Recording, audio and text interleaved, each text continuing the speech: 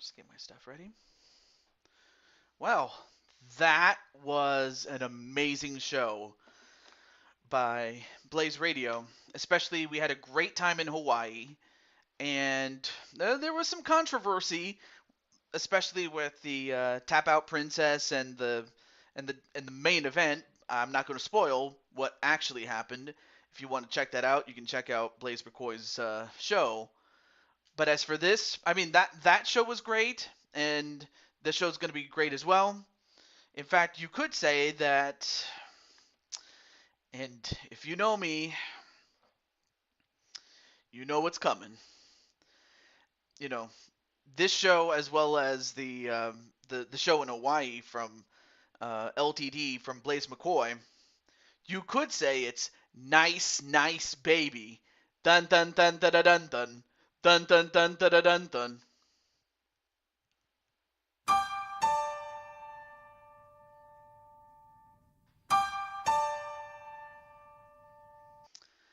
Yeah, I had to do it. And also, hey, what's up, Brian? Happy Meal Hernsberger. And by the way, I did get the new version of Mike Watson, and he'll be ready for uh, Blue Toad Mania. And then also great to see Jamar. And Jamar, you're going to be in the tournament. There's going to be a 12-man tournament, and you're going to be in it, as is Wally. And we're going to go back and forth between this and the non-tournament fights. And we're going to start with one of the non-tournament fights, or two of them actually, before we get to our tournament fights. So let me see who we have in the chat really quick. We also have, we have Wally, Brian, and Jamar. Yeah, he kind of looks like, he kind of does look like a cross between your old self and Brock Lesnar. Also, we have a Blaze raid.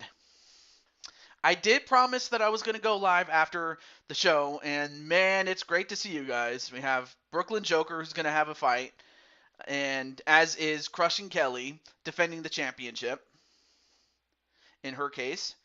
But yeah, great to see you, and also great to see Carmen with you, against all odds. And the man who's going to be on his final tour, Mordrin Nightwalker, can't talk. But then, of course, you have Blaze himself and Atticus Black also in the tournament. Okay. First person I'm going to let know, because their fight's up first, is Blade Charge.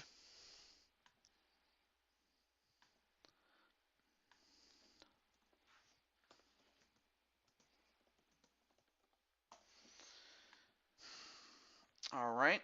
Let me just get Mr. Blade Charge.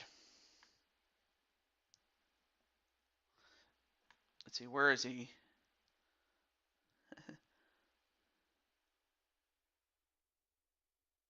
There he is. Because his friend is up next, so. But otherwise, how's everyone doing? I'll catch up in the chat with them for the moment, though.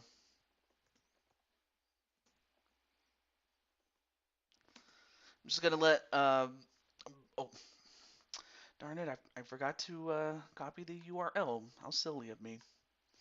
Also, let me share this with the people at my Discord server, real quick, so that way they know. Okay. All right. Let's see who else we got. We also have the Yeti, and we also have Angelita, part of the born into the U-Taker family and then married into the Nightwalker family. Then we also have Ripper Springheel, Patty, and of course Patty's going to be in a #1 contender fight. And then against all odds, working on PCN Fallout Road to Glory 2022 edition. It's great to I'm doing pretty well, Angelita. It's great to be here. All right. Well, now that I've let Speranza know, or rather her owner, Blade Charge, know, it's time. And also, hey, what's up, Zach Walker? And Zach, you're going to be in a title defense for your featherweight championship. And of course, these fights will take place inside the UFC Apex, so we just get straight into the fight right now. It's me, it's R-O-B. It's a Blaze raid, yeah. Very good to see you, man. All right, so Speranza's younger, and, well, we didn't even get a chance to go through the stats accurately.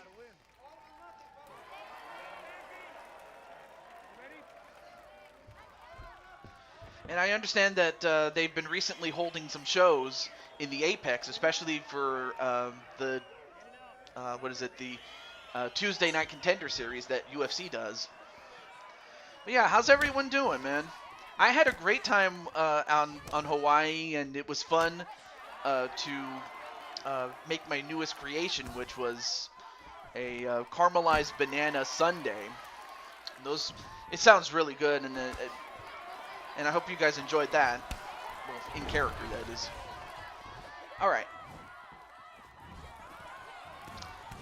And of course, this fight is a champion versus champion match. Speranza Dancy is the open weight champion, and Carla Esparza is the real life strawweight champion. And so far, Speranza doing a great job on the floor. Yeah. I'm happy that's the case. I mean, of course, Esparza is a wrestler, and Speranza is a jiu-jitsu fighter. And already Esparza is looking to try to go for the guillotine.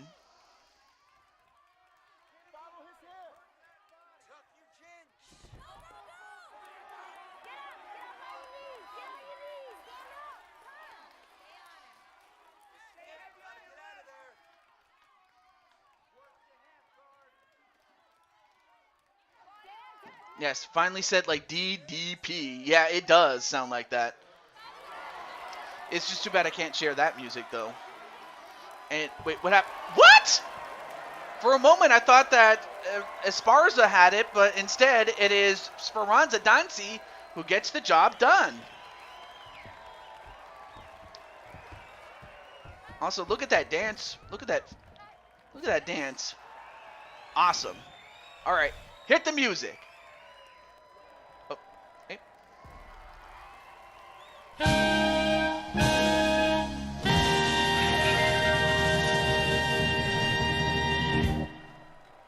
Yeah, there we go. Much better. I'm under pressure, TJ. Oh, really? Well, here's a little bit of pressure. There we go.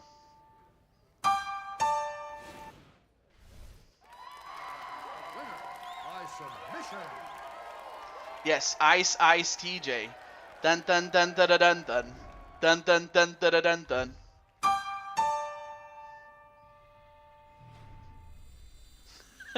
I'm sorry, I just can't get enough of that.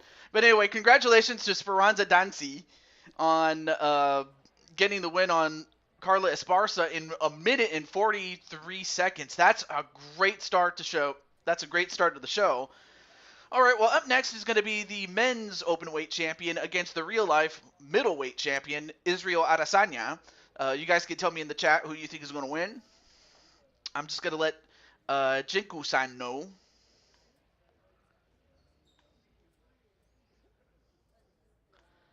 Let's see. Let me get him.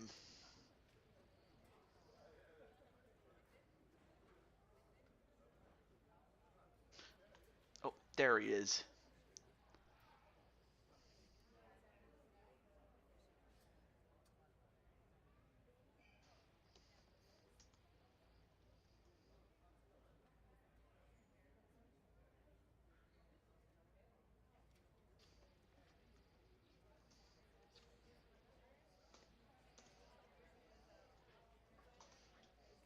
All right, we got him. Let me see. What do we got here? I just can't get enough. I just can't get enough. Go, Ninja, go. Yep, Ninja is going to be in the main event or the double main event, really, because the other main event is the men's final, or tournament final, rather. And also, hey, what's up, RSTV? And Diamond Light? Wait, Diamond Light? Wait, is he in here? Let me look at the live chat again.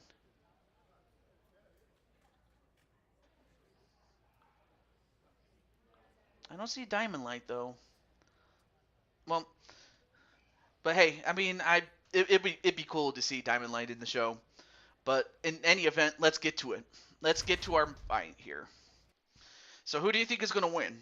Will it be Israel Adesanya or will it be Jinku Gekoga? Of course, I forgot to mention Speranza Dancy was, well, now she is currently 16 wins and 4 losses, but for Jinku Gekoga, he stands at 16 wins and 8 losses. So we'll find out if he can improve on his record against Israel Adesanya, who IRL has only ever lost one time, and that was to the then champion. I forgot his name. His name escapes me right now, but I'll mention it when I get a chance to.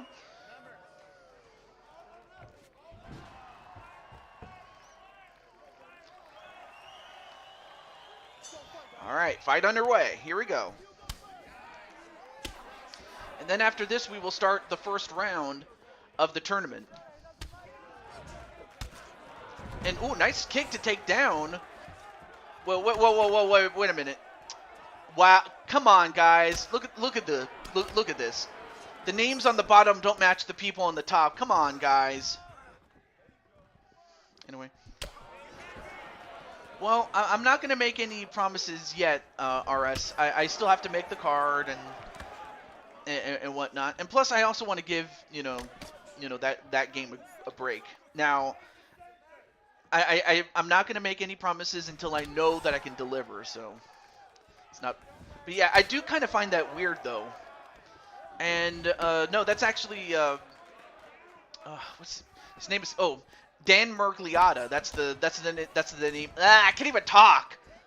I got peanut butter in my mouth. That's the guy who is the referee, is Dan Mergliotta.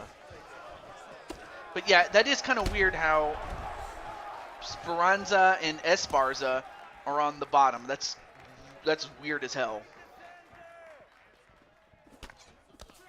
I mean, I don't know what was weird. The fact that, Blaze was having trouble with, universe mode. I don't want to say too much about it. Or just the fact that the main event, had it to where, both competitors were stuck. Of course, I'm not going to reveal the final outcome, but that had something to do with it. For those who don't know. Anyway, nice 1-2 punch there by Adesanya. And it's like, hey, Kelly. Hi, Patty. I'm just joking. I don't know anything about the UFC at all. Oh, okay. Wait, what did you say? Oh, okay. I mean, he kind of does look like Bill Goldberg, but the thing was, Dan was in the business, at around the time that Bill Goldberg, wasn't actively wrestling. If you remember from the time that he left wrestling after, WrestleMania 20 to the time he came back. So yeah, for the best part of 12 years, that was when, Mergliotta. Whoa, big boot onto Adesanya, and down goes Adesanya. And we'll find out if Adesanya has a ground game, because in all the victories that Adesanya has had, he's always managed to keep the fight standing up, or whenever he was on the ground, he didn't stay down there for too long. Not to say that he hadn't added any new elements to his game.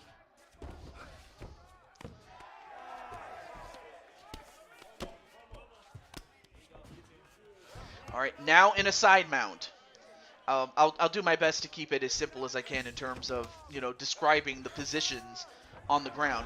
Now in a full mount, and at this point, Adesanya can just simply bludgeon him if he wishes with those punches while on top of him. Or he can go for an armbar. And he's got him in the armbar, and it's not very often you see Jinku Gekoga in this position. Uh-oh. This could be close, though. He's trying to set it up.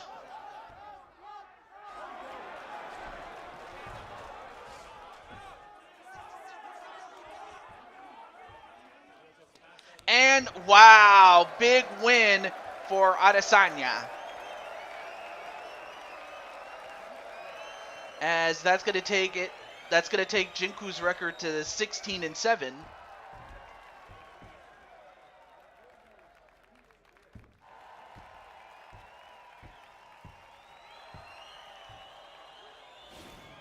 Incredible. But it all started with that big boot, and if the kick didn't get him, the smell did. Yeah, that's a huge win, though, and a big oof for, Jinku. I mean, of course, both titles were not on the line. It was just simply who was the better champion, and Adesanya made it known. Can you smell what the Jinku is cooking? I can't do the song because that might get me copyrighted by WWE, even though this is a UFC game.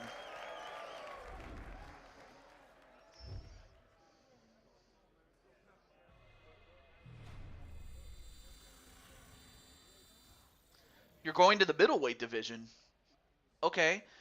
I mean, so you're going to skip the next highest division would be lightweight, but if you really want to be a middleweight, I have no issue with that whatsoever. It's cool. All right. Yeah, that is so weird, Wally. That's just so weird. But anyway, we're now going to move on to the we're going back and forth between this and the Eliminator tournament. And I have the actually I'm going to share this with you with the audience, the challenge.com link. So after the first round, Patty will get her fight next. So I'm going back and forth between this and the tournament. Hope that's all right.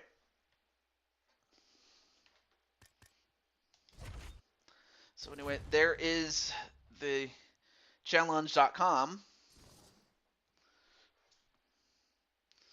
Okay.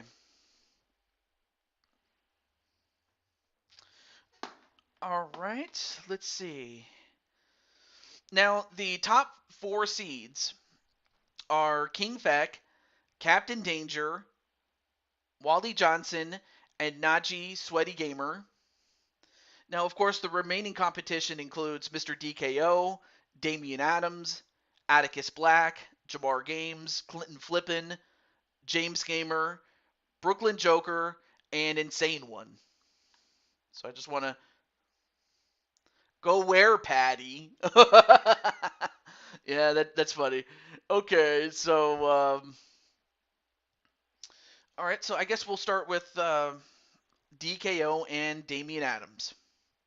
And the winner will get to face off against Feck. And I'm just going to go through the number order here. Okay. Actually, before I do anything else, let me do this then.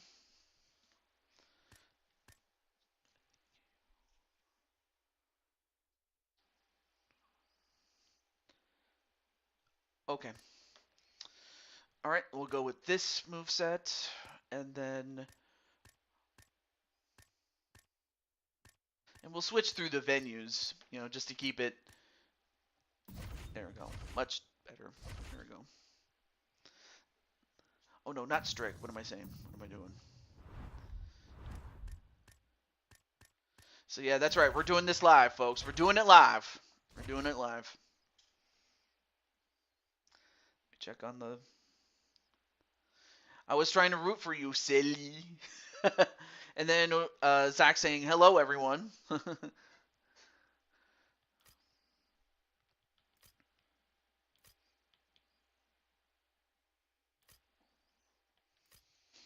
right. So we have Mr. DKO against Damian Adams. All right. And I'm gonna let them know behind the scenes, so you guys can enjoy the entrances in this case.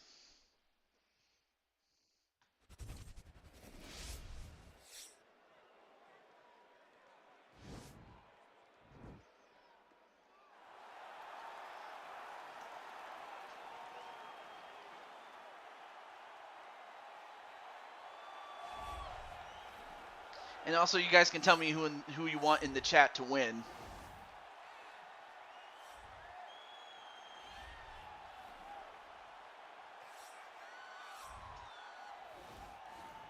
Oh, darn it! I gave him the wrong thing.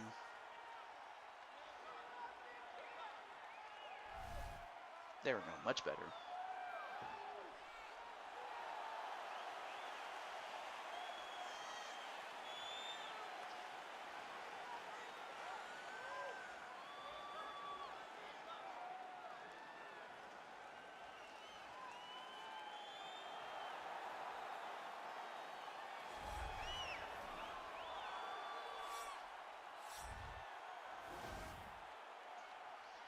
All right.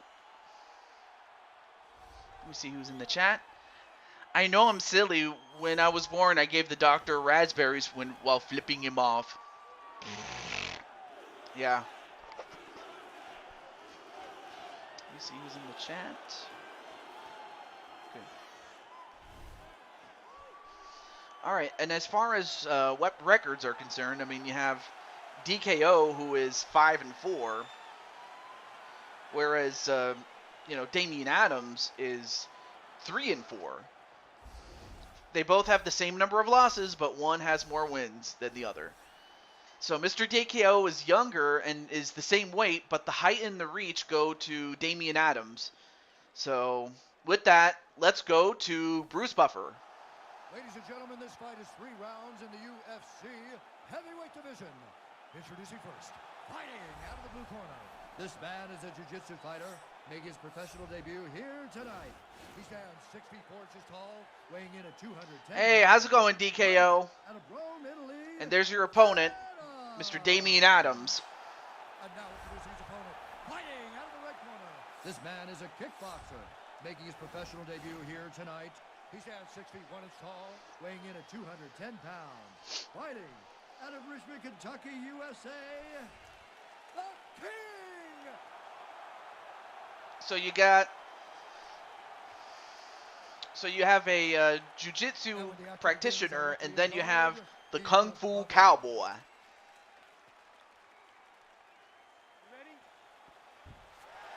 And there you see him doing the Shawn Michaels. That's one of my favorite taunts.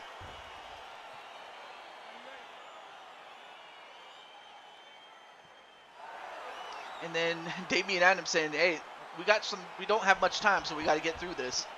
All right, fight underway. Here we go. And a spinning kick on Adams to start off with. And this is under Japanese MMA rules.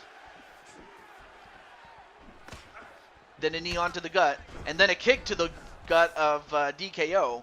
And if you're DKO, you don't want to get on the ground, especially with Adams on top of you.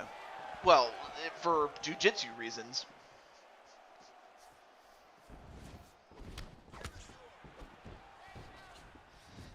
And of course, for those who came through as part of the Blaze Raid, I want to say thank you so much. I mean, again, you didn't have to, but I appreciate it. And I know that, some of you might not be a fan of, UFC, but if you're interested, let me know. But right now, DKO and Adams throwing hands. Of course, the only bad thing about this game is that, out of character, the only bad thing about this game is that you only have 22 spots or 22 roster spots for created fighters. So I do have a long wait list here. And then Captain Danger says, "What's up, TJ and DKO? What's up, KK and Patty?" Oh, good punch there by Damian Adams with that left hook. Oh, good, nice counter kicking there by DKO. Yeah, I saw Captain Danger. I didn't want to spoil it for you, but yeah, you got lucky, and then you just ended up holding out to the end by last eliminating the champion going into that fight, Lance Romance.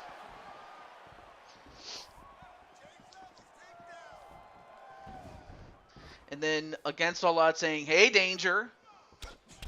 But I always wondered, though, odds, I'm like, between Lioness, Carmen Gonzalez, or any of your other clients, man or women.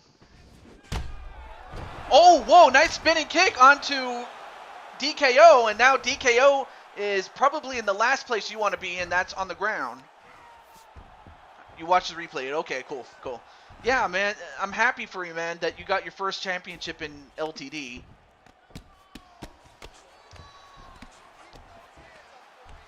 So, I just want to congratulate you. But now, let's see what Damien is going to do. Although, now it looks like DKO is going to try to do something, or actually he thought better of it and decided to stand right back up again.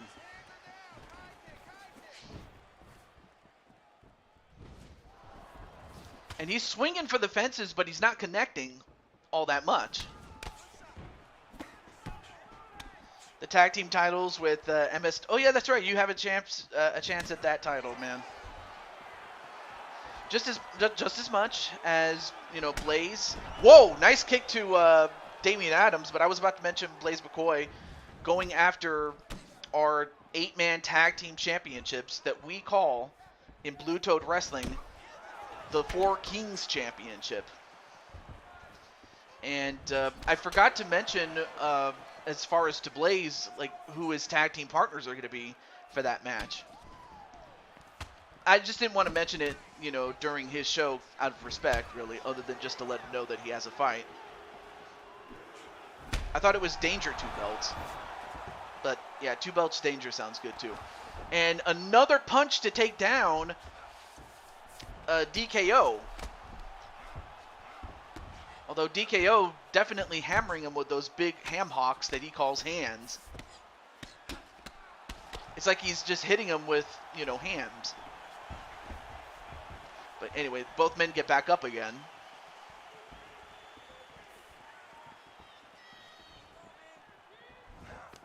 Always got to watch out for those kicks.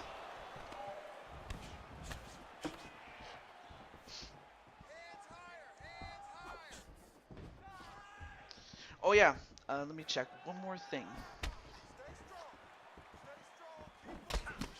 And also, Captain Danger, I don't know if you know, but you're going to be in this 12-person tournament, this 12-man tournament. Right now we have the first round, and the top 4 seeds are given a first-round bye. And then Jamar says he can't wait for his fight. Hey, I can't wait for it either, man. And actually, as a matter of fact, your fight is going to be right after this one. So do stick around, my friend. Yeah. And as for Captain Danger, this is not a spoiler, really.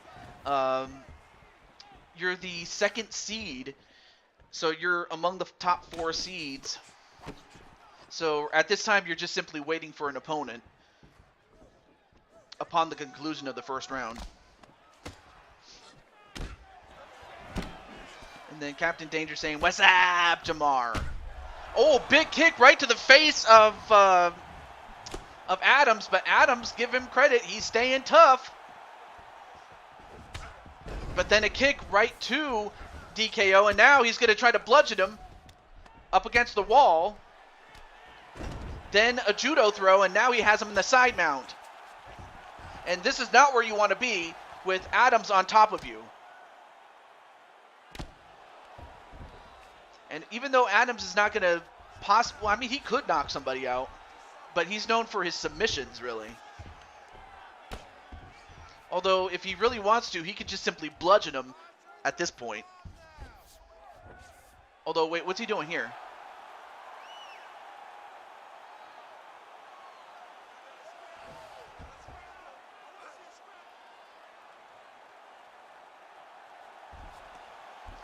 Looks like is he going for a Gogo Plata?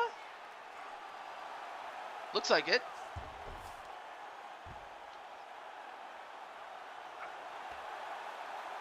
Ooh, this is going to be close. Is he going to get it?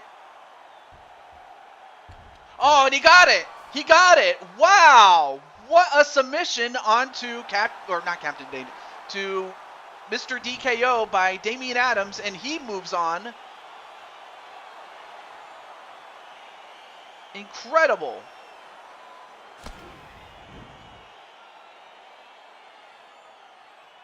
And it all started with that judo throw. And then he got him in the, I want to say it's probably an omoplata and not a go-go plata. Because if it was a go-go plata, he'd have been on the ground and DKO would have been on the top, but.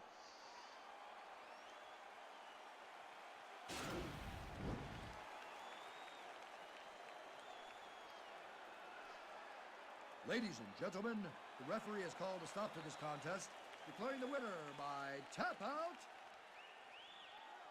Adam! All right, so congratulations to PPF Damian Adams, or PPF's guy Damian Adams, and he goes to 4 wins, 4 losses. And for DKO, he goes to 5 wins and 5 losses. But more important than that, Adams is going to face off against King Feck in the second round. So congratulations to Adams, and we'll see him later in the show.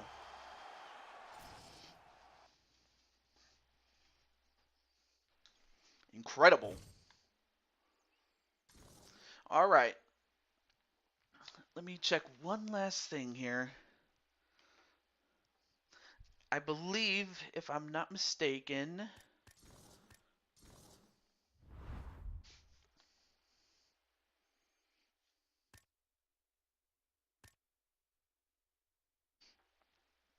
okay.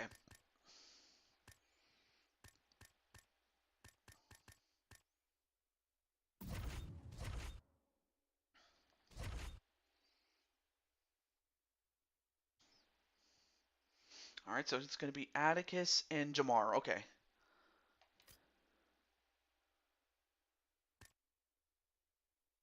Okay. Is it middleweight? Okay, no. I got to go to open weight in this case.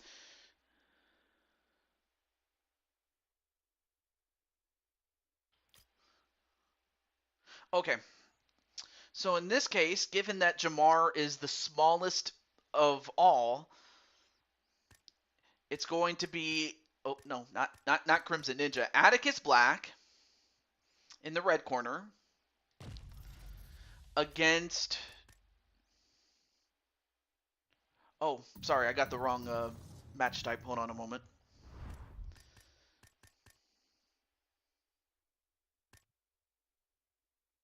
There we go, much better. But almost had it though. Let me get that instead. Okay, so it's still Atticus and Jamar. All right, let me see if I see that Jamar's in the chat. Let me see. Let's see. Is Atticus in the chat? I think I saw Atticus in the chat earlier, but he's up next. Both him and Jamar.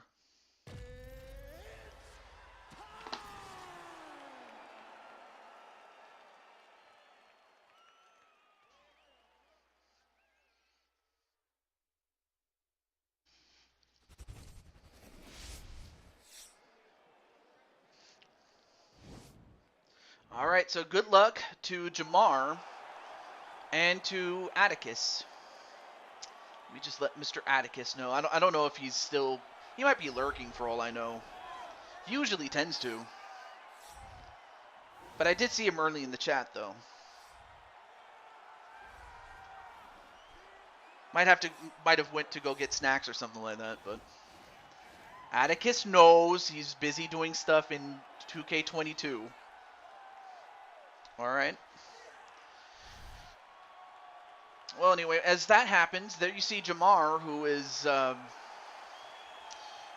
Now, what I decided to do was, being that if if anyone is the smallest of the lot, and most of these guys are heavyweights, I was like, you know what? I should definitely help, Jamar out a little bit. So now Jamar is the size of a heavyweight,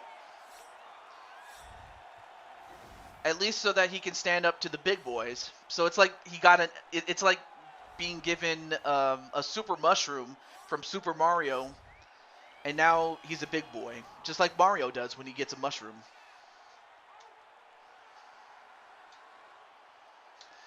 Of course, I don't think that's going to stop Atticus from, punching people in the face. I mean, of course, Crushing Kelly knows about this, and she has seen what Atticus can do to his opponents.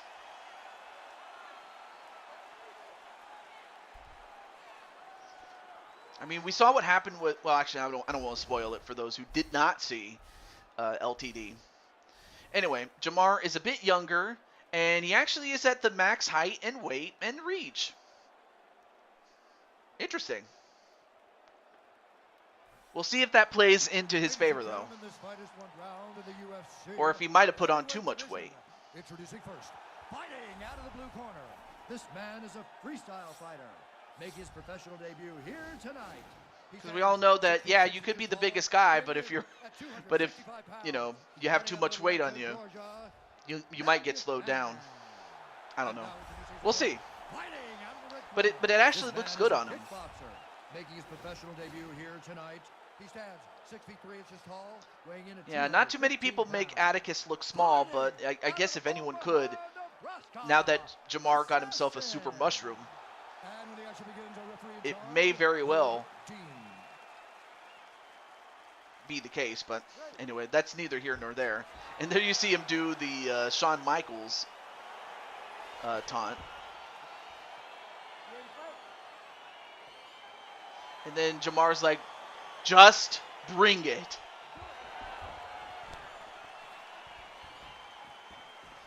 Okay. Now, this fight is going to determine who gets to face off against the fourth ranked Naji in the round of 8, or the second round of 8.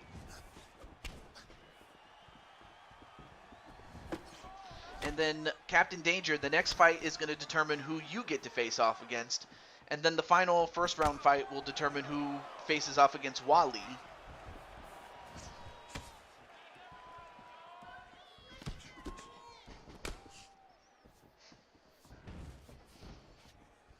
And now Jamar,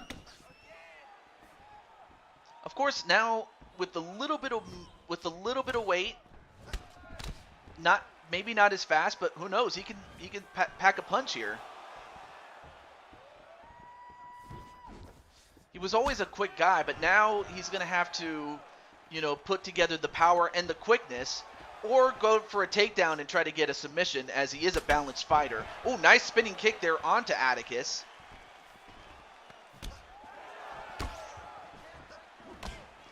Although Atticus throwing hands.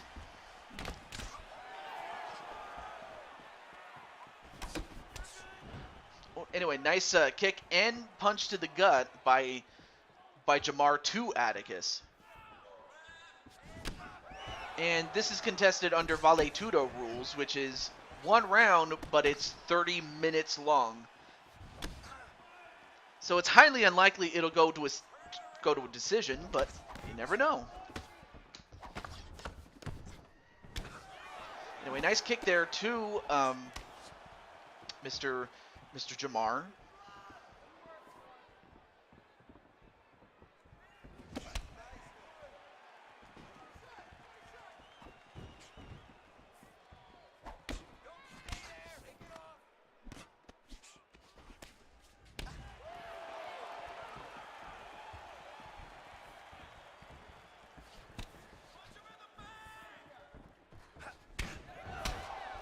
Anyway, good leg kicking by both men. So far, both guys are using their legs.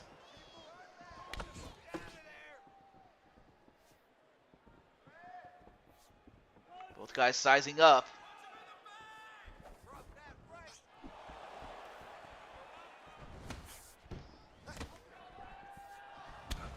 And a leg kick that sends Atticus on his back, but he gets up really quickly.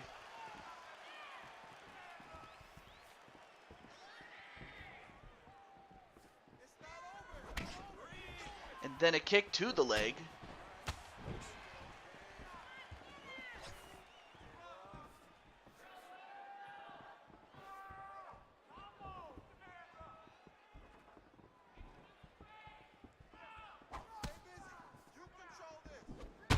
And, a spinning kick, and that got him. And Atticus a little bit wobbly. Atticus going to have to recompose himself. And an axe kick that got him on the top of the head.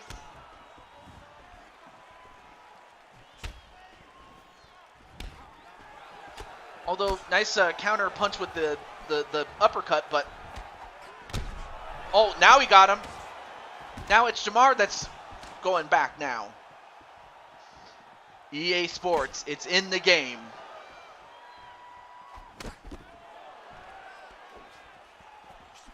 And of course, Jamar doing his homework, knowing full well not to get caught with those Muay Thai knees. Not to get caught in the clinch and then Muay Thai'd with those knees.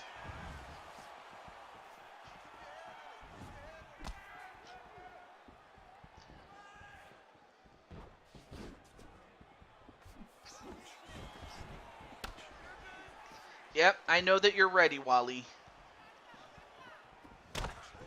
And then a kick to the side of the head. In fact, in 2 fights' time, you'll find out who your first opponent will be.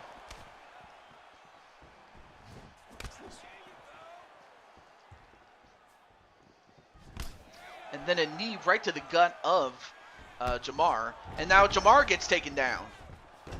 And, that would have been controversial had that kick connected and knocked out Jamar. And, but Jamar with a 1-2 punch of his own.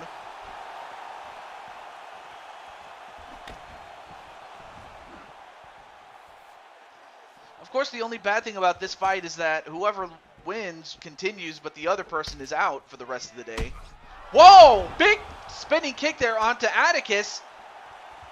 And how Atticus isn't going down that easily. I mean, yeah, he went down, but he got back up really quickly. I mean, Jamar's doing well, but the last thing you want to do is drop your guard. Because Atticus can make you pay that way.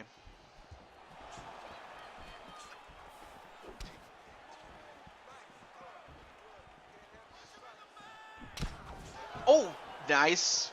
Nice punt, nice jab. And a kick to the leg. And another jab. As Jamar definitely felt that. And another 2 punches and a kick to the leg. Onto Jamar. Another snap jab.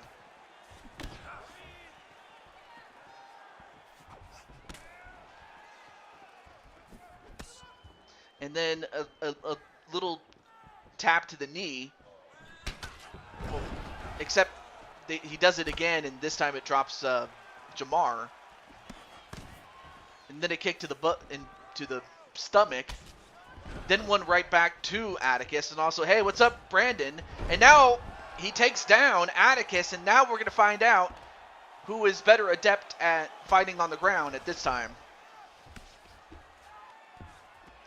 I would say something about it, but I think, I probably would get in trouble for it, so I'm not going to say it. But Atticus, well, he actually manages to get out of it and back on the feet again. But yeah, great to see you, Brandon Simon. And hopefully we'll get a much cleaner outcome to the last fight between himself and Crimson Ninja. And that's part of our double main event, as a spinning kick to take down Jamar, and Jamar gets up himself.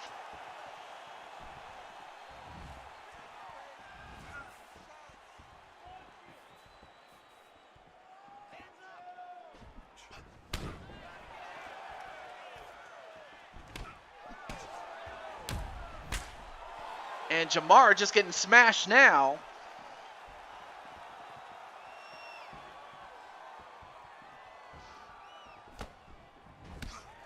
Oh, nice snap jab there onto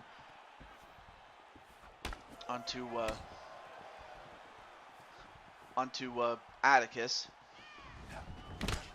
A spinning back fist by Atticus. Oh, nice block there by Atticus. That probably would have dropped him, if not hurt him severely, had it connected.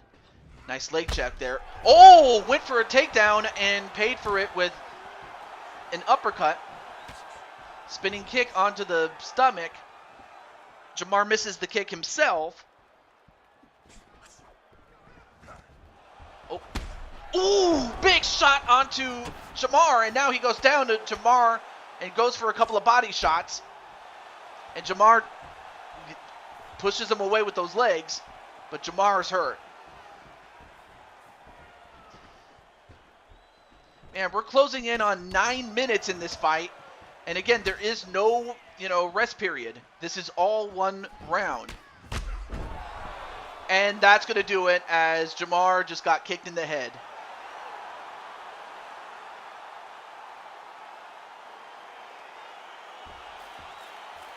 But give Jamar credit. I mean, he hurt Atticus real bad.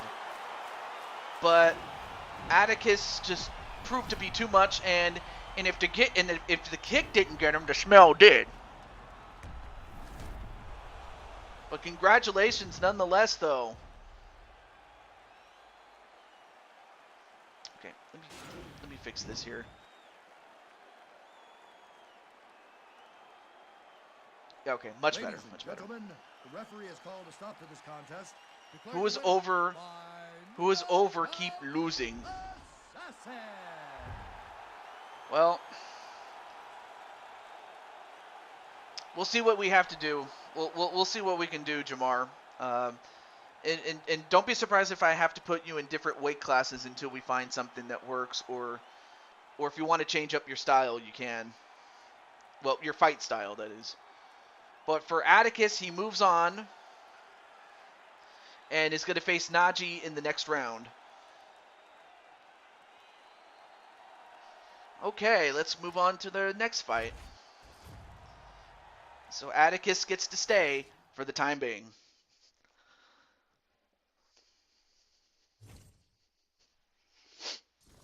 But I will say it was a good one. All right, next up is what? I'm just gonna check something really quick.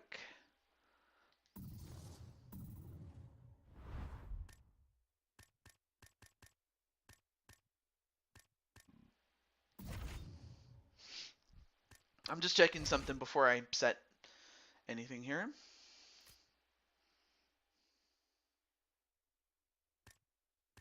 Okay, they're both balanced. Okay, cool.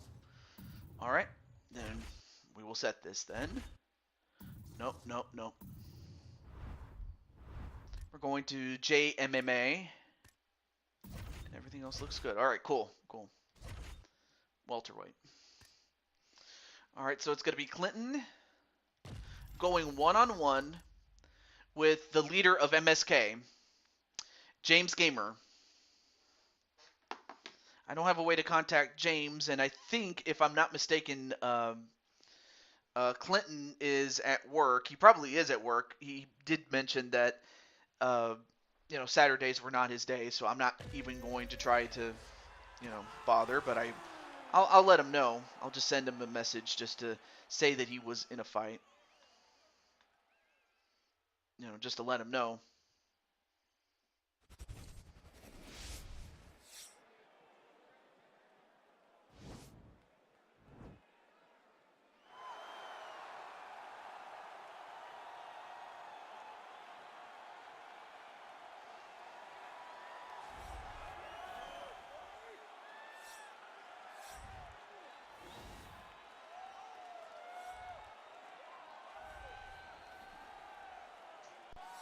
All right. So between James Gamer and Clinton, who do you guys want to see win? Or who would you like to win? And then as far as Captain Danger, Captain, the winner of this fight gets to face you in the second round. So, so yeah, Captain, who would you rather fight, man? All right, so Crushing Kelly is going to go for Clinton to win. And speaking of Clinton, there he is right there.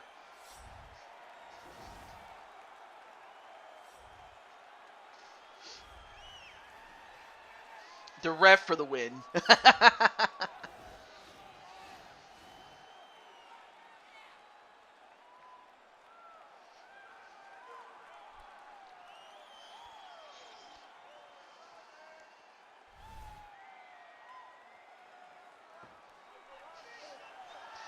Very classic odds.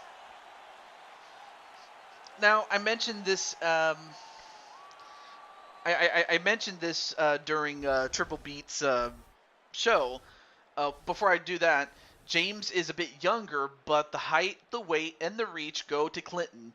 But other than that, though, this is going to be a good one, too. I mean, a difference of 20 pounds. This fight is 3 rounds in the UFC welterweight division. Introducing first, fighting out of the blue corner. This man is a boxer, making his professional debut here tonight. He stands 5 feet 8 inches tall, weighing in at 150 pounds. Fighting out of Phoenix, Arizona, the Nightmare. And now introducing his opponent, fighting out of the red corner. This man is a freestyle fighter, making his professional debut here tonight. He stands 5 feet 10 inches tall, weighing in at 170 pounds. Fighting out of Columbus, Ohio, Vicious. And when the action begins, our referee in charge, Herb Dean. Ready.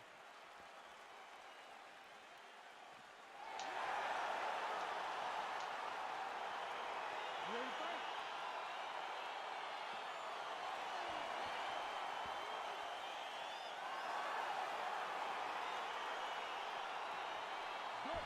All right, fight underway. Here we go. UFC. I like that. All right, so now we're under Japanese MMA rules. And, oh, big kick onto James Gamer.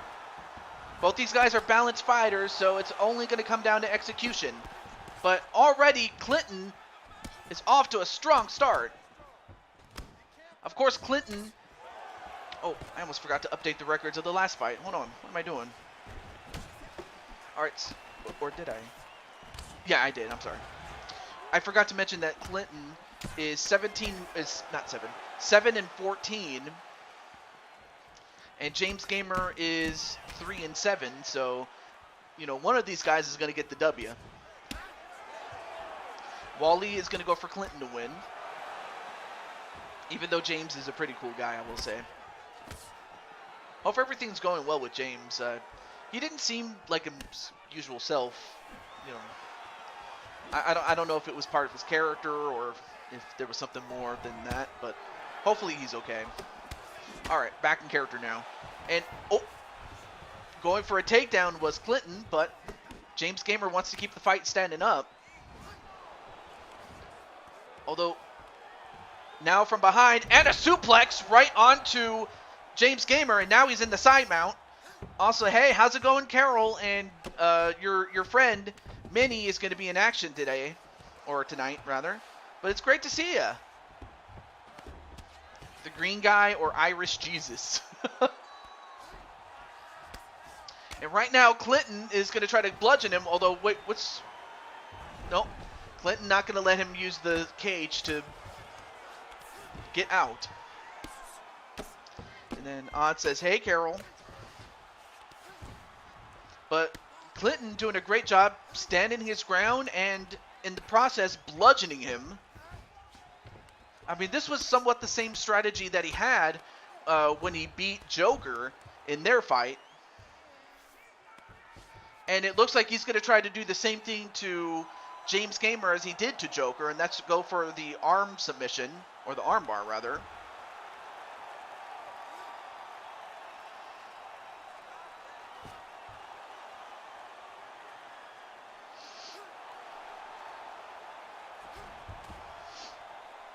We're going to find out if, we'll see if he can get out of this, but Uh-oh. It's not looking good. He's got his arm hyperextended.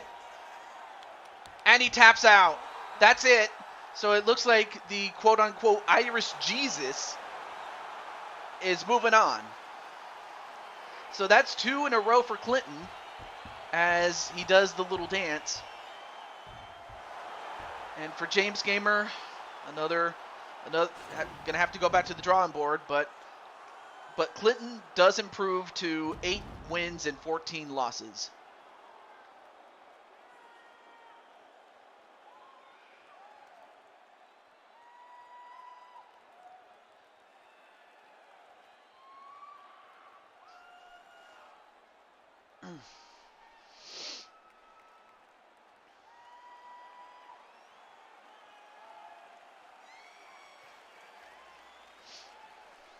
Well, congratulations.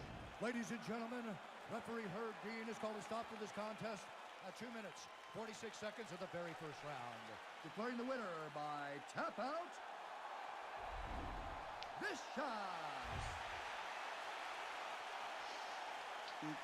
Well, great job there, Clinton.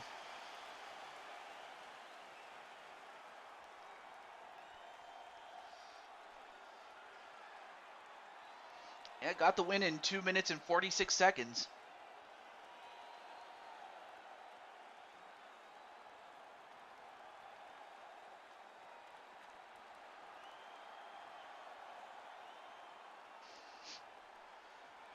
All right, let's get to our final first round matchup, and then we're going to have Patty's fight for the #1 contendership, as well as, I forgot the match that came after that. But let me check one thing really quick. I'm just checking the fighter types, and that determines like what the fight type is going to be in terms of format of rounds. Oh yeah, that's right. They're both heavyweights, so let me go to them. Or not. Okay, let me do this instead.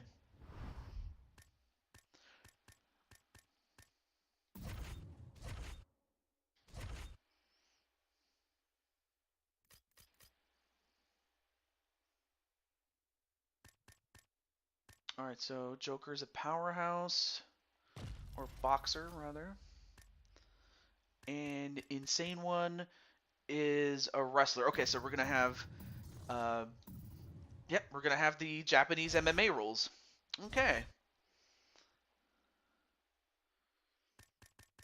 So it's gonna be Brooklyn Joker, and while I don't have a way to contact Insane One, at least not at this time, I don't. I'm gonna let Mr. Brooklyn Joker know that his fight is up next, so you guys can tell me who you think is gonna win. Also, hey, what's up? Oh, welcome back, or rather, not welcome back, but good to see that Patty's still here. And Carol says, hi, hey there, Patty. All right, so let me just let Mr.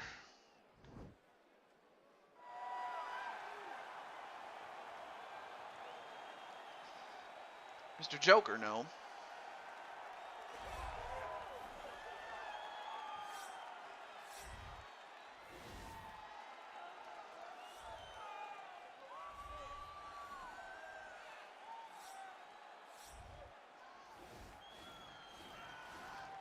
Okay.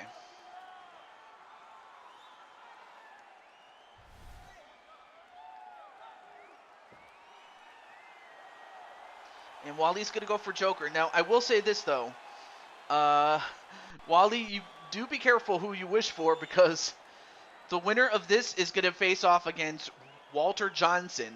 So we could see a super heavyweight fight between two giants, or a man, or it will come down to the Hulk against a man who is considered insane. So we'll find out if it's going to be Hulk Smash against Brooklyn Joker or Hulk Smash against the Insane One.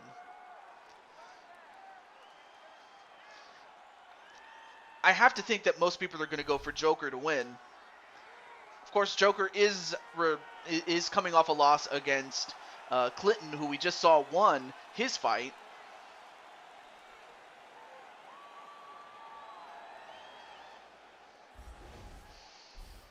All right, now Insane One is younger, but the height, the weight, and the reach favor Brooklyn Joker.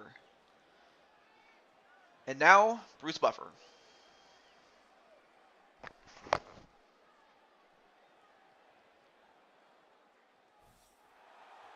Ladies and gentlemen, this fight is 3 rounds in the UFC heavyweight division. Introducing first, fighting out of the blue corner. This man is a wrestler, making his professional debut here tonight. He stands 6 feet tall, weighing in at 205 pounds. Fighting out of Miami, Florida, Kid Dynamite. And now introducing his opponent, fighting out of the red corner. This man is a boxer, making his professional debut here tonight. He stands 6 feet 6 inches tall, weighing in at 250 pounds. Fighting out of New York, live.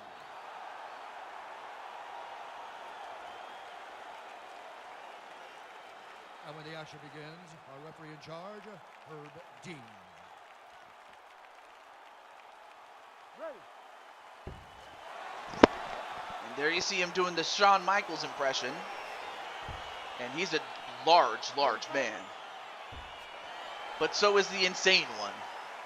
And Insane One's not exactly a small man himself, but, you know, Joker makes everybody he goes up against small. And speaking of Joker, there you are right now.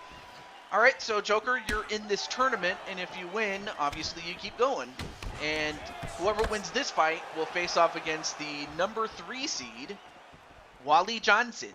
And of course, the seeding was based on number of wins. The more wins you have, the higher the seed you have.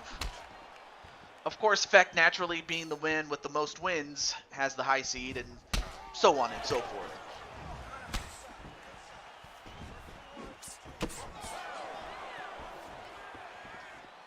But yeah, great to see you, Joker. How's everything going in Joker land? And you know, speaking of Joker, I may as well make this announcement because I know that some people are, you know, some people mentioned it and they wanted to see it happen.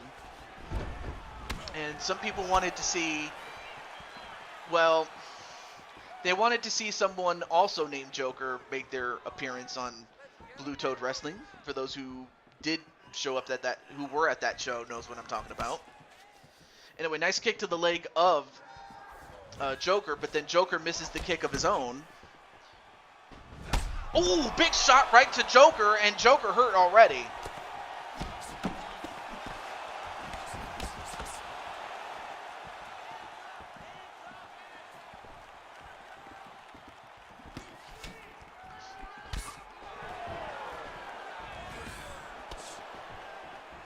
I mean, even though Joker is big and powerful, you know, Insane One does have the insane speed. Whoa! Duck. He manages to tuck under that high kick, though.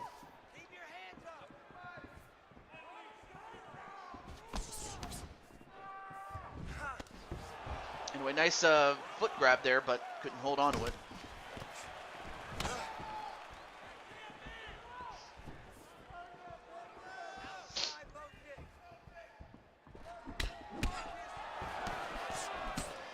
Yeah, I was talking about Joker from Batman. Because some people wanted to see Batman against Joker at Blue Toad Mania. And I was like, you know what? I would be a fool not to give the fans what they want. Or as, you know, Excalibur would say when, you know, best friends would give a hug, you got to give the people what they want.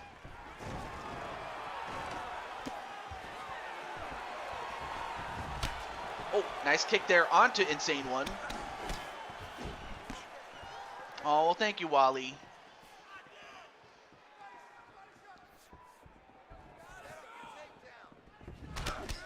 Yes, and the big reason for how this whole thing came about as far as Batman and Joker, the OG Joker, and that is the voice of Batman in the animated series, Kevin Conroy, passed away. My condolences to him and, well, to his family rather, and into the millions of fans that loved the animated Batman, because, you know, when I first started watching Batman Kevin Conroy was the voice. He just had that voice that made you believe that Batman, was just that. He was a man. Yeah, he was also in the games too, and that's how talented he was. Even in his later years, he never wavered. Even in the face of Father Time, but unfortunately, it just caught up to him. I don't know how he passed away. I'm not sure if it was a heart attack or natural causes, or I'm not sure. Although I am sure that Brooklyn Joker just kicked a insane one in the face. That's what I'm sure of.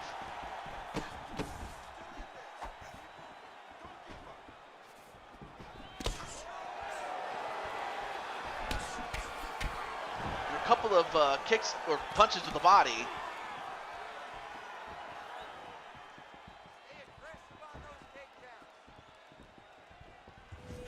And went for another kick.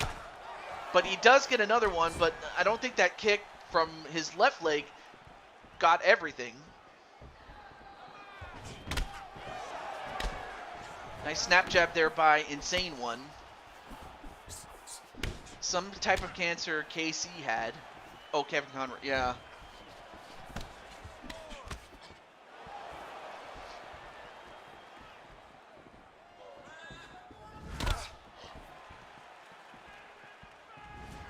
Oh, yeah, he went for a high kick, and Insane One was quick enough to... Oh, nice kick, and that dropped him. But Insane One got up.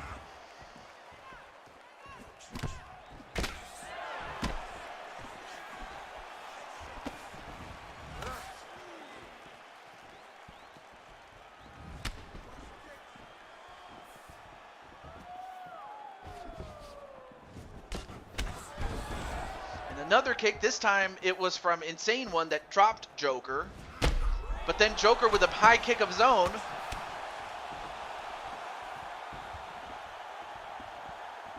Well, now we're past 6 minutes in this opening round.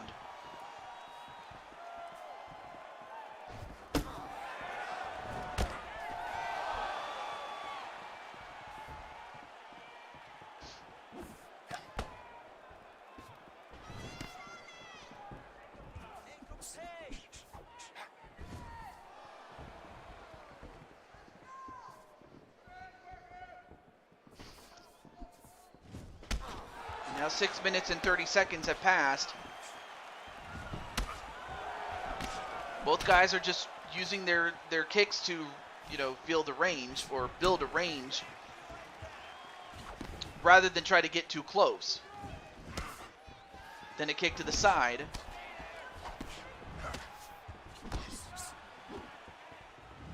Oh, big high kick but missed. Great duck underneath there by Joker.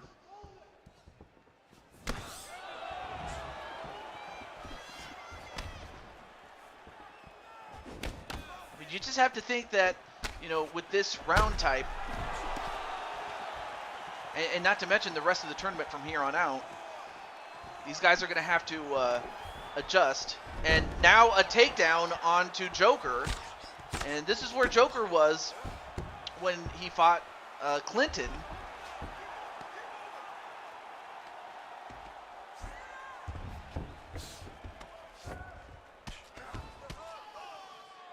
Yeah, well, yeah, Adam West and Kevin Conroy, yeah.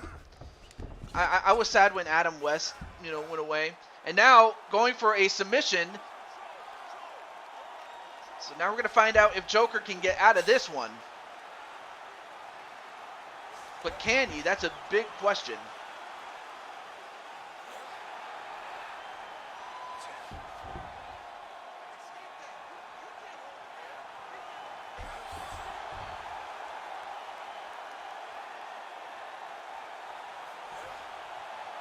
And now, wait, what happened there? Oh my God, he put him to sleep! Insane One just put him to sleep! Oh no! So now it's going to be the insane one against Wally. Even though Wally, picked Joker to win, but it was insane one. Once he got him down and was able to crank the neck and put him to sleep, that's what happened, and he's done.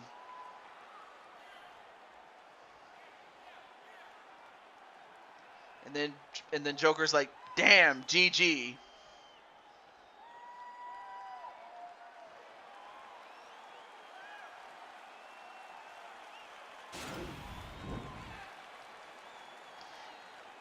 Ladies and gentlemen, the referee has called a stop to this contest, declaring the winner by submission due to an arm triangle choke, Kid Dynamite!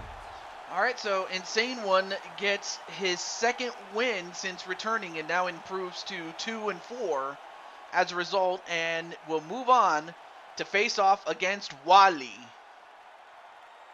All right, here we go. Adam West was also Batman in Batman the animated. I can't even talk. In Batman the animated series as the Grey Ghost, the thing that inspired the Kevin Conroy Batman. I did not know that. That's actually news to me. I never knew that. How many wins do I have? You're currently at 8 wins, 6 losses, Joker.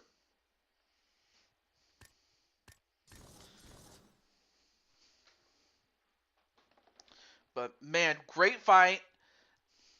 I mean, just a tough way to fall out. But now we move on to Patty Chase's fight.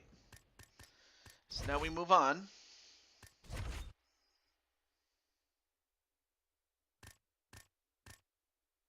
And then Patty's like, aw, Brooklyn.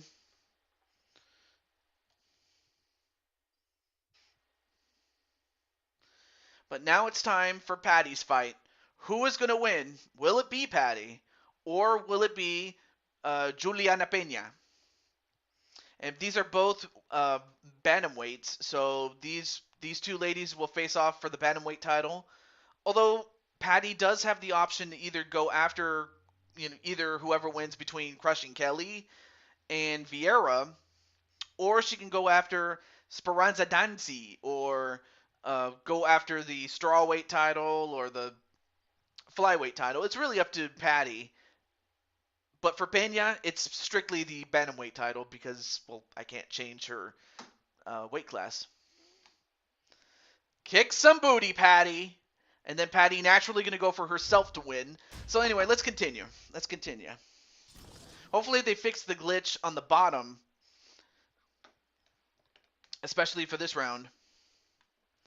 So we have this and the next fight outside the tournament, and then we go back to the tournament. All right, so let's get it right now.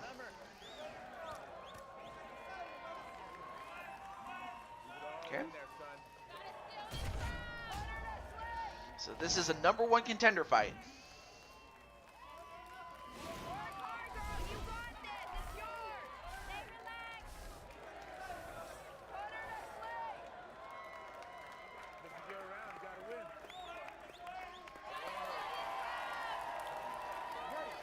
Booster Gold is a cool hero to in DC. Cool.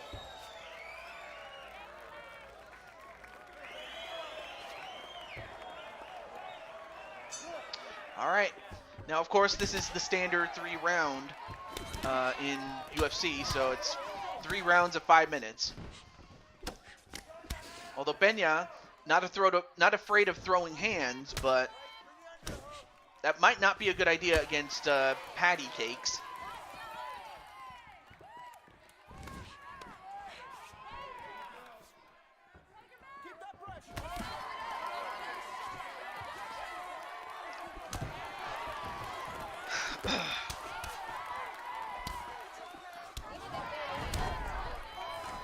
And, Juliana Peña trying to take her down.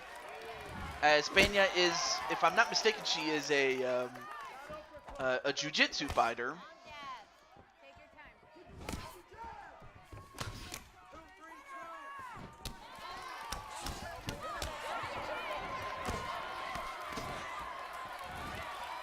Oh, grabs the foot, but could not hold it. Anyway, nice clinch. Ooh, big knee right to Pena, and Pena felt that one. And then Chase going with the body shots. But then Pena with an elbow and then a knee.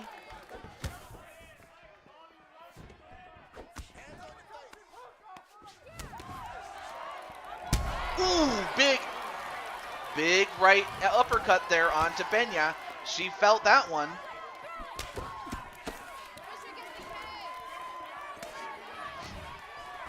And now Pena going right after Chase, but Chase not going to let her take her down. Oh, but then she takes down Pena, and now she's on the ground and is now in the crucifix position. Now in a side mount. But then back on the feet she goes. That was a great exchange there on the bottom there by Patty. Right now, Patty doing pretty well with those jabs. I have to wonder where Patty learned how to jab, because she's doing a great job with the jab work. Oh, but also Patty, of course, of course, as far as being a wrestler is concerned, she does know basic wrestling. I mean, that's what most, of our WWE superstars, and as well as those who compete in. Whoa! Look at this! Look at those hands! Those hands are like dynamite. And now Patty getting shoved away by Pena. Man, Patty is on a roll. But Patty not going to let Pena take her down. Look at this. Elbow. Right to the face of Pena. Although, oh no, wait. Nice. Even though Chase went down, she didn't stay down for too long. My brother taught me how to throw punches. I don't know who taught you how to throw kicks, but that one kick took down Pena, and Pena is getting toast. Although this is probably not where you want to be if you're Patty Chase. Now caught in the guillotine, she's got to get out of this one, or this may be over. Uh-oh. Patty.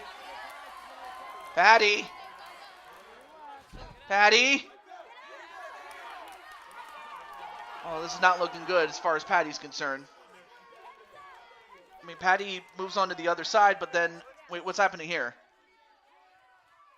I mean, this is not looking good for Patty as she's caught.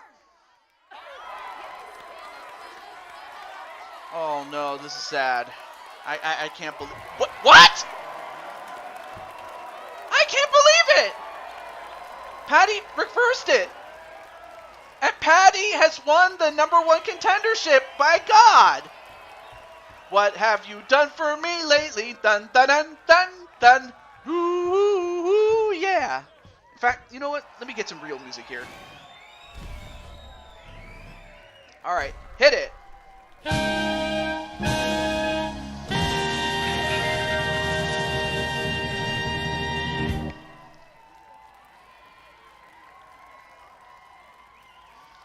So Patty got the win, and apparently she must have reversed it, and is the #1 contender. Patty got the win.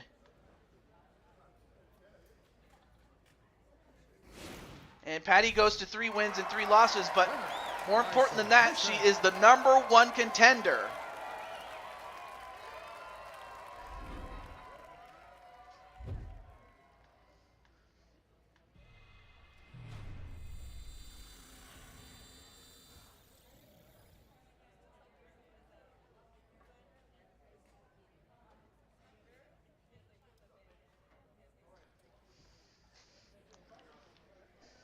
I'm speechless, folks, but that was wonderful.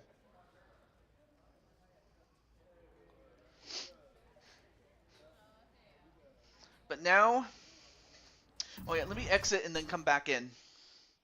But up next is going to be Crushing Kelly. Just on mute since Atticus and I are live right now. I did not know that.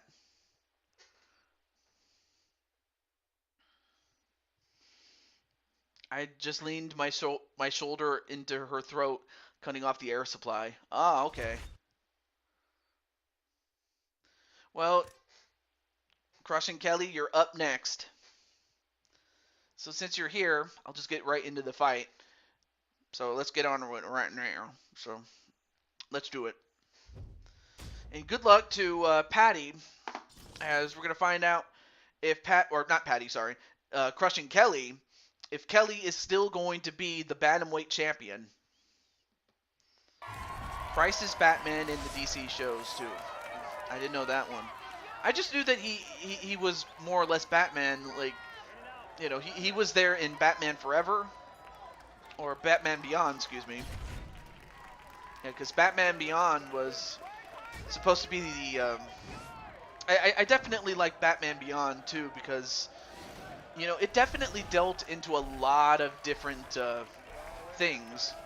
Now,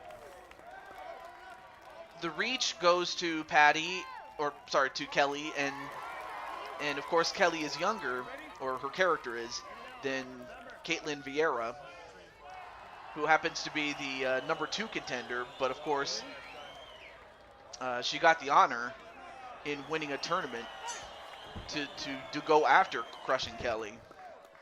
All right, so let's see how Crushing Kelly does against Vieira.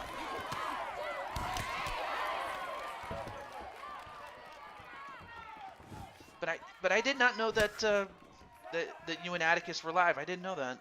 Shoot. I feel bad.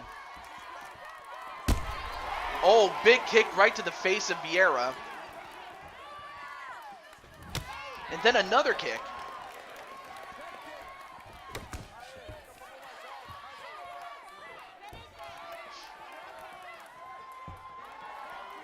I mean, if this becomes a kicking game and Vieira tries to do it with kicks, it's not going to last very long as far as Kelly is concerned, as Kelly is going to try to kill her.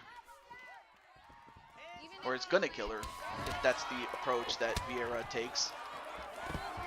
But decides to go for a takedown, but Kelly not going to let it happen.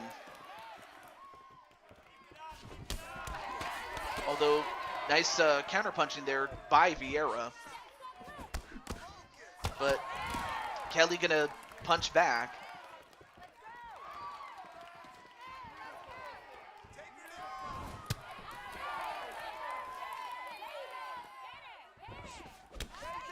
Oh, nice kick to the leg of Vieira, and another kick.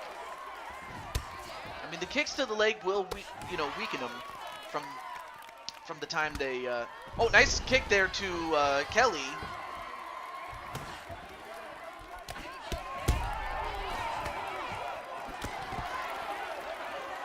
And Vieira.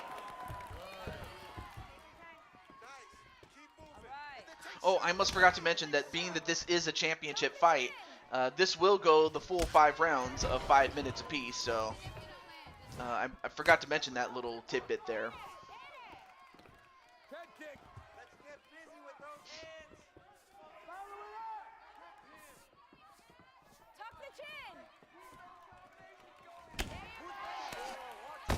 Ooh, big elbow onto Vieira.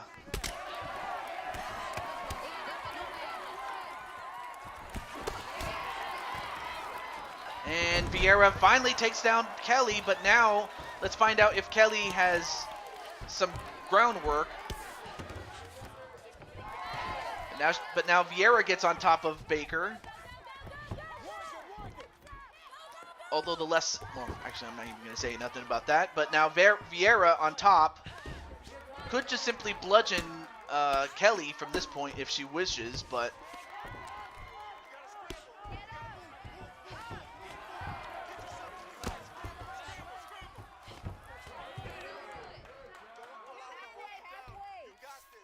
Although, well, wait a minute.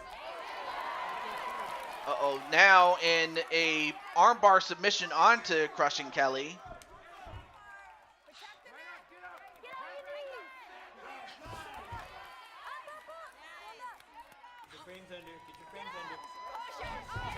And now Vieira going to try to get the championship, but can she do it? And can Crushing Kelly get out of this one?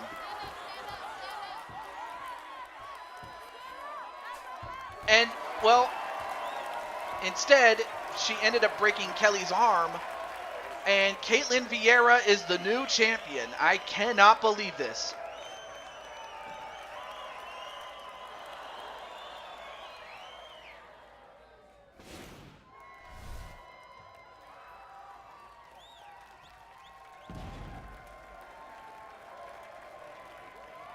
I'm stunned.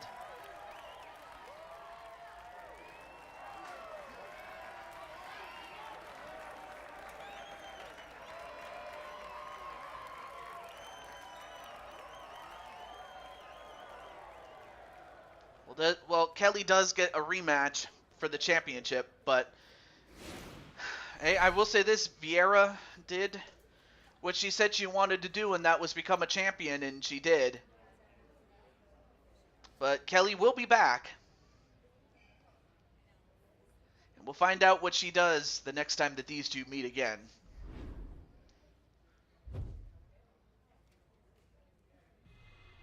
All right. So, I mean, we still got 4 more title fights, but we now must move on to the tournament. Can I join your group? Oh, Captain wants to know, or yeah, Captain RS wants to know if he can join the SWO. I mean, it is up to you. I mean, this is your thing. I'm gonna be at Atticus' stream. Okay, not a problem. Just know that Atticus still is technically in the tournament, but just want to let him know. Okay. So let me just create the tournament really quick. And we'll use this as a guide here.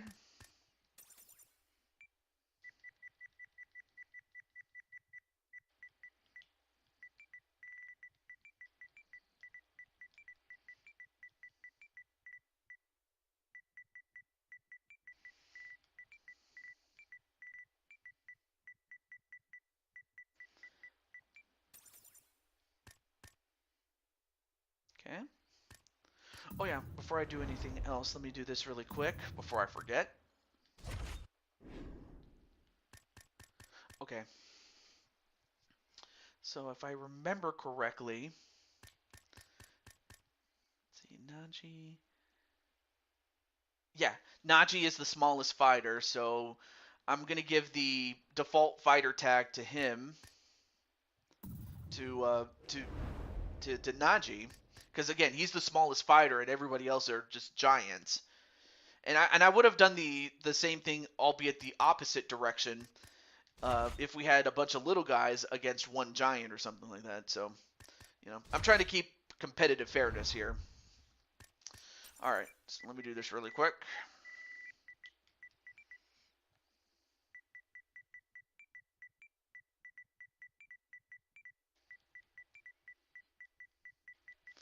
And also tomorrow I will be doing some Madden. So I was debating originally between this and Madden, on which 2 days. Not so much which games, but just which. Um, anyway, we're gonna have it 3 rounds. That's fine. And this one will take place at the Kumite venue. So the rest of the fights will take place at that Kumite venue there. Okay. We take that off. There we go. Let me see who's in the chat really quick.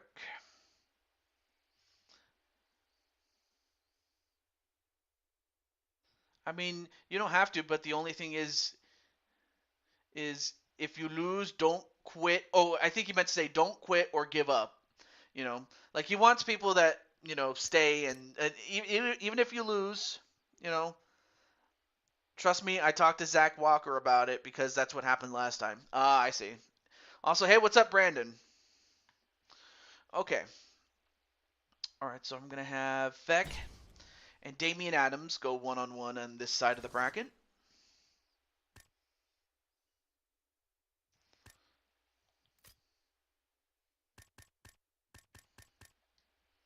Okay. And In fact, you have two jiu-jitsu fighters fighting each other. That's going to be interesting. That's a great first matchup, though. And then on the bottom, and on that side of the bracket, it's going to be Najee and Atticus.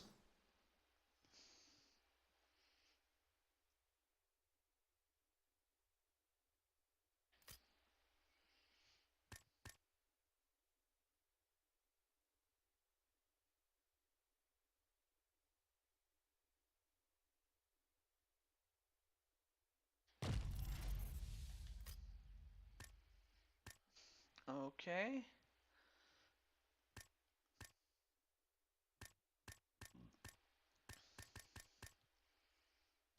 So you have... Oh, shit. How stupid of me. I forgot to...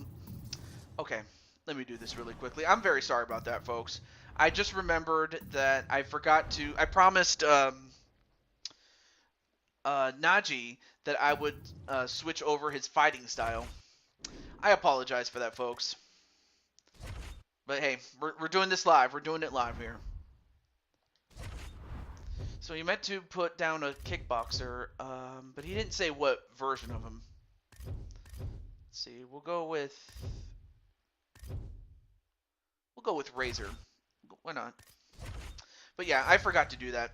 That's on me, folks. That's on me. Anyway, I gave up chilling. Hey, what's up, Shadow Knight?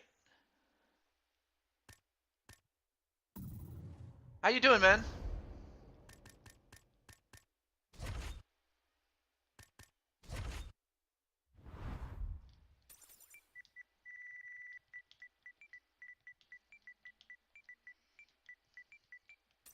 But yeah, I'm so happy that Patty got the win with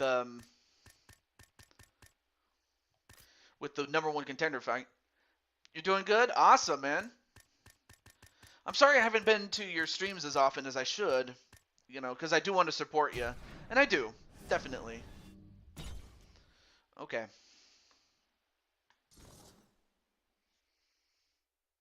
Okay, so Feck, Adams,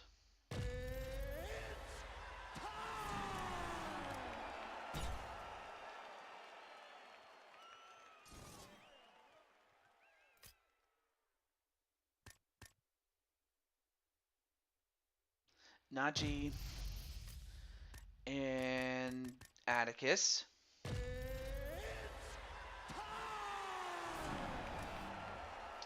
All right, and then let's see.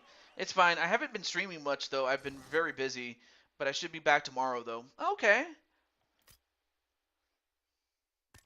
All right, and then on this side we have Captain Danger, and he gets to go up against Irish Jesus, Clinton Flippin, and last but certainly not least,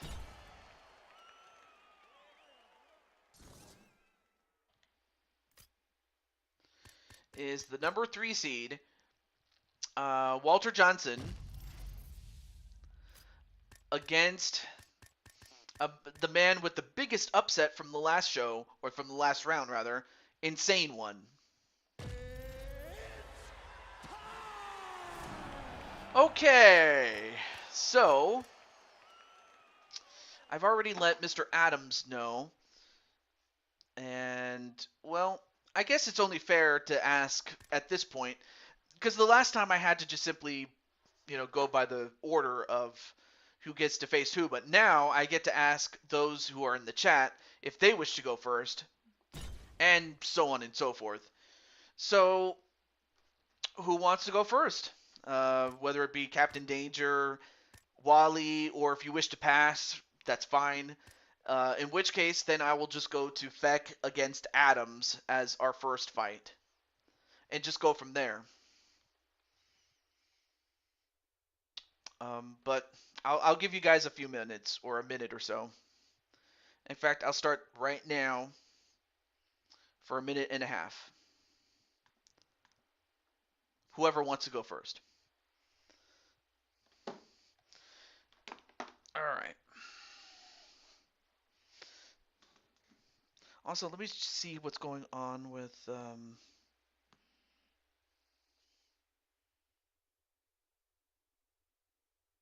Oh, okay. So Chaos Regional Wrestling is doing their show. Awesome.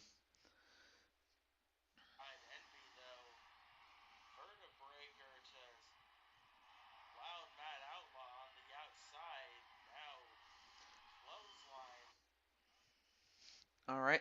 That was just a little bit of CRW and their show.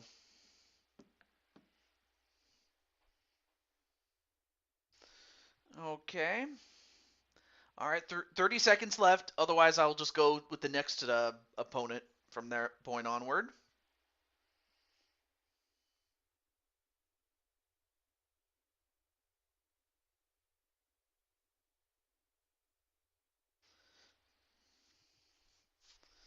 But I will say it's been a lot of fun, man. Definitely been a lot of fun.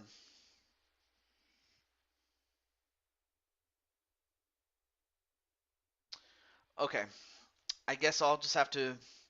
All right. I will then move on to Feck versus Adams. So, all right. So I already let Adams know. So let me just let Mr. Feck know that he's up next.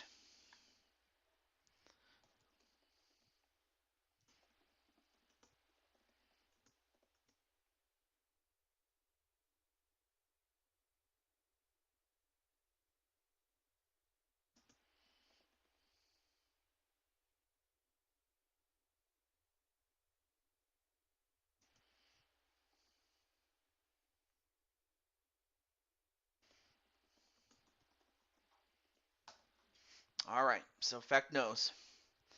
So let's get it. Let's go.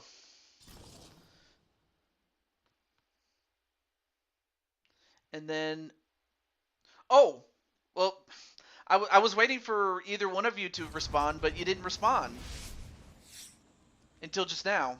Oh well. Well, anyway, I'll ask that same question after this fight then. I'm sorry,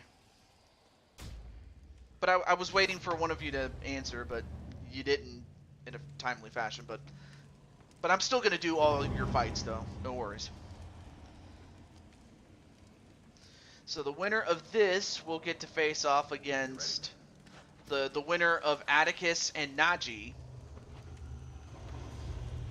But yeah, I'm very sorry if that offended you, Mr.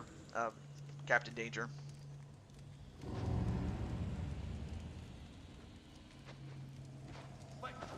Sorry, I was out for 10 minutes. Okay, not a problem. Not a problem. So who's going to win between Feck and Adams? Also, hey, how's it going, Jet Strike? How you doing, man? Anyway, how's it going? Now, both these guys are jiu-jitsu fighters, so it's really going to come down to execution for these two. I mean, these two are more known for fighting on the ground, so it's really going to come down to that. We thought Feck or the other guy. Oh, that would be Damian Adams, which is PPF's guy. Now I'm back, says Wally. I'm doing great, man. And then Wally's gonna go for Feck to win. I mean, I definitely like Feck in his in the Fresh Prince of Bel-Air though.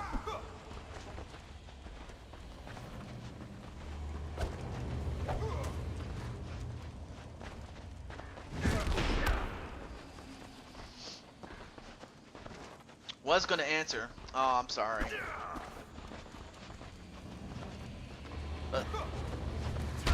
Ooh, nice somersault kick there onto Feck though.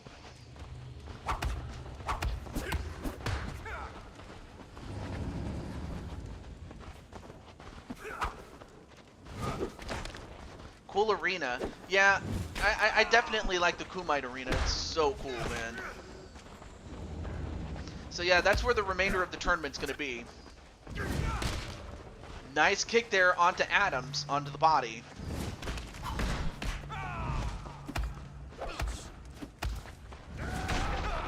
And then a kick to the face. So yeah, Chaos Reaper Atticus is doing his show. But I like it because, you know, it's, you know, like I'm doing, you know, MMA and he's doing pro wrestling. So if you're into pro wrestling, you can check out his show. Definitely. All right. Oh, went for a side kick, but then Feck takes him down, and now we'll find out who is the master on the ground. We saw Damien do a number in his fight against Jamar, or I'm sorry, not Jamar, Mr. DKO. Whereas Feck, of course, got himself a first round bye. Yeah, it kind of does look. It's inspired by the movie set of Kickboxer. You know, Jean-Claude Van Damme.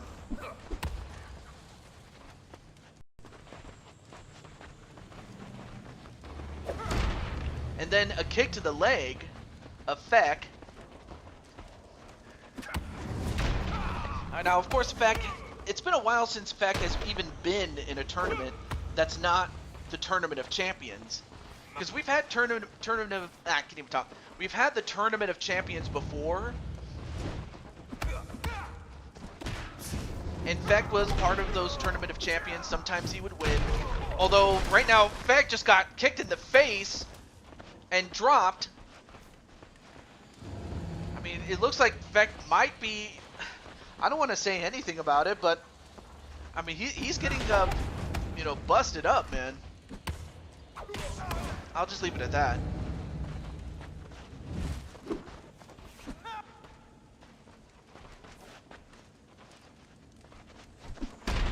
And then a somersault kick, and that dropped Feck.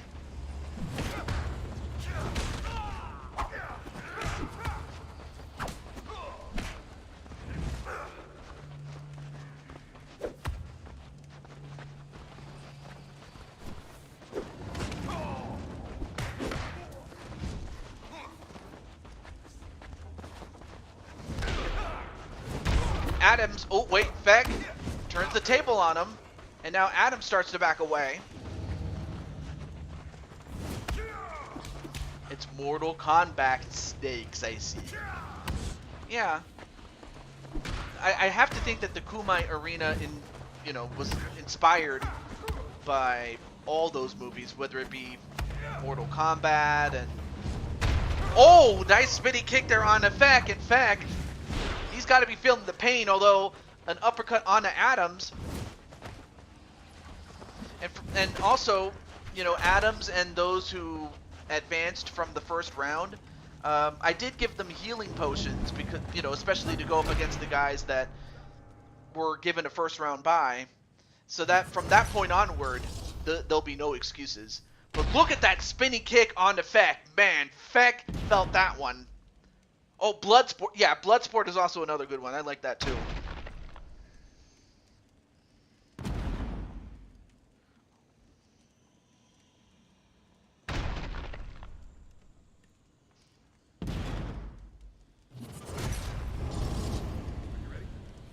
It's a Temple of Doom.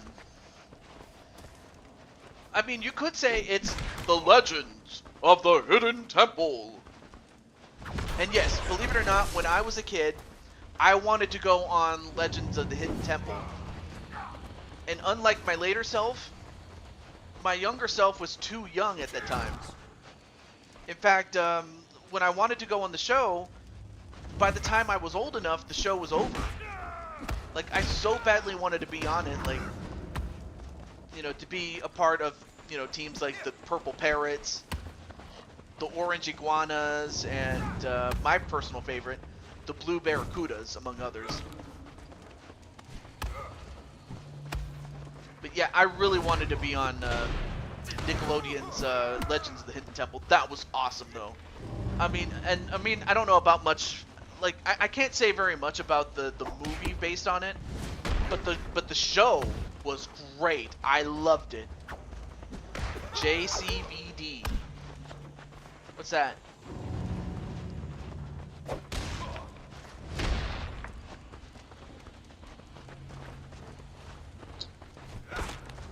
All right, back to the fight though.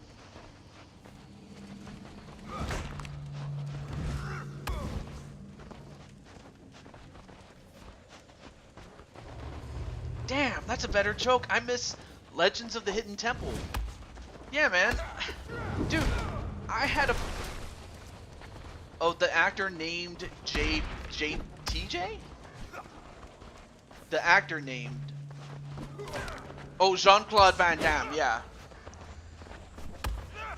Yeah, Jean-Claude Van Damme. In fact, it was him, like, and his look that inspired, you know, Robert... I cannot pronounce his name, but it starts with a V. But then he became Robbie V, and then eventually Rob Van Dam. So it was Jean-Claude Van Damme that inspired the man who became Rob Van Dam, because he had the resemblance to Jean-Claude Van Damme. And originally he was going to be like just a lookalike, but then eventually, as we all know, he just simply became his own man, and we now know Rob Van Dam as the legend that we know him today. But it started as just simply a lookalike of Jean-Claude Van Damme. And like I said, that was before, you know, Rob Van Dam, you know, developed his own personality. And that's usually how it all starts. Like, when I first started, I based it off my commentary style as a combination of a number of people.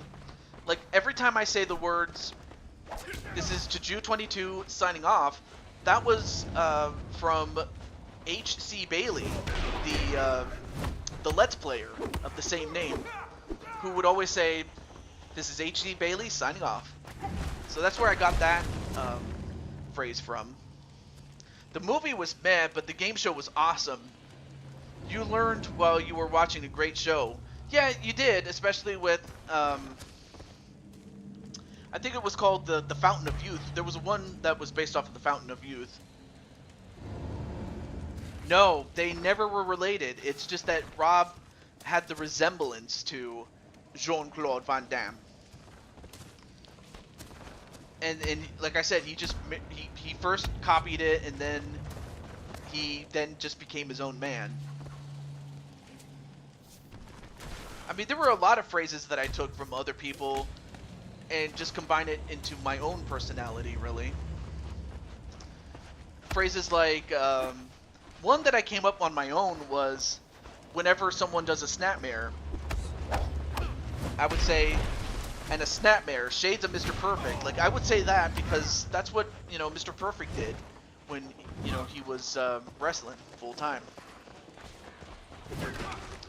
As that's happening, Feck and Adams are just beating the hell out of each other. And big punch there onto Feck. But Feck, he gets up though. And we might be going to a third round here. I mean, we were so busy talking about this arena, we didn't really talk about the fight.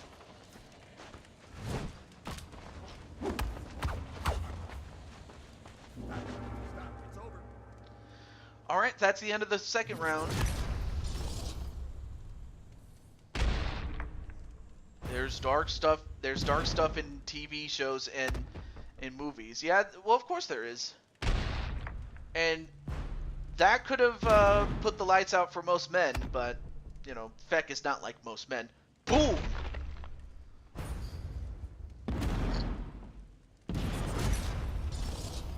you ready? Fight!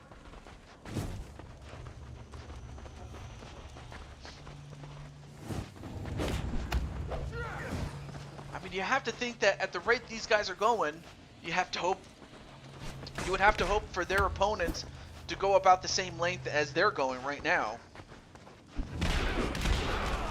And Feck just got dropped again.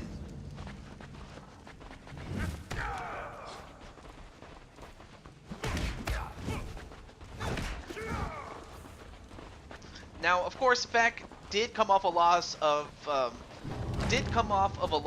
against Captain Danger. So you have to wonder how Feck is going to respond.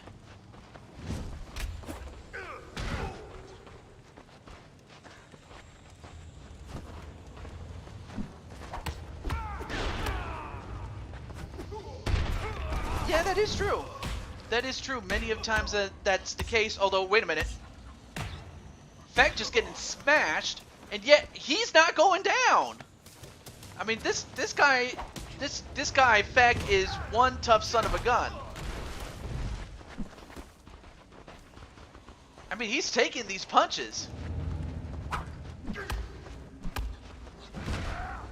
Oh, Adams took a really big one himself though.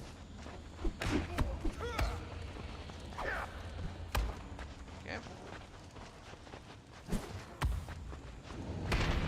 And a big boot right to Adams.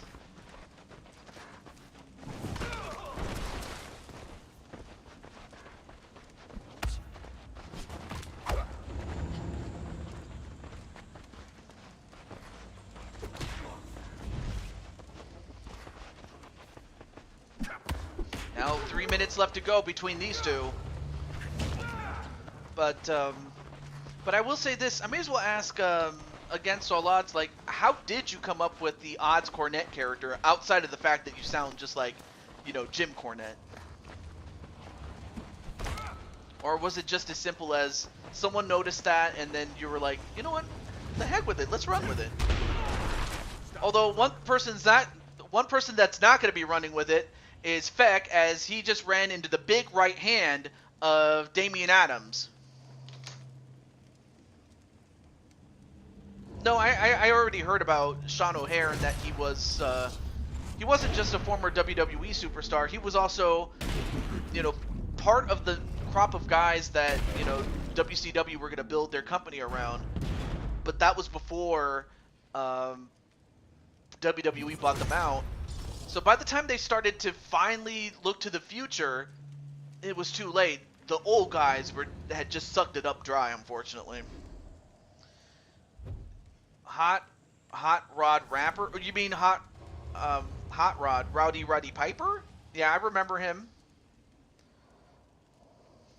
I just made it here and saw that TJ. Wow, thanks for letting me know.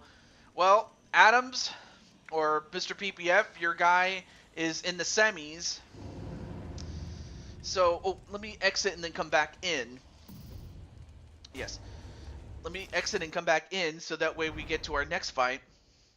So, who wants to go next? I saw that Captain Danger's in the tournament, as is Wally. And I know that Atticus is doing his show. So, who wants to go next?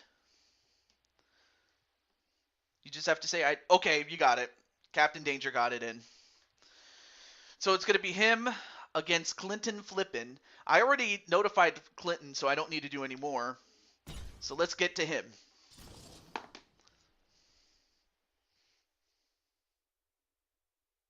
So you have a balanced fighter against a wrestler, the wrestler being Captain Danger.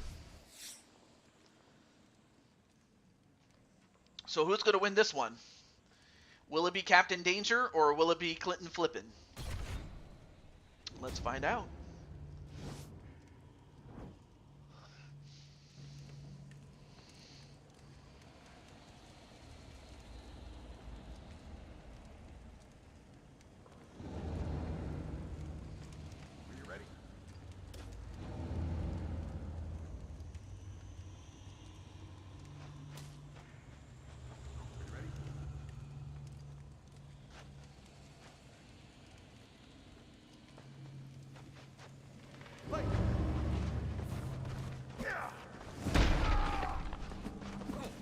Alright, let me see. I didn't. My friends gave me the nickname on stream. And because I listened to Jim Cornette, they gave me the Odds Cornette name as a joke, and it stuck.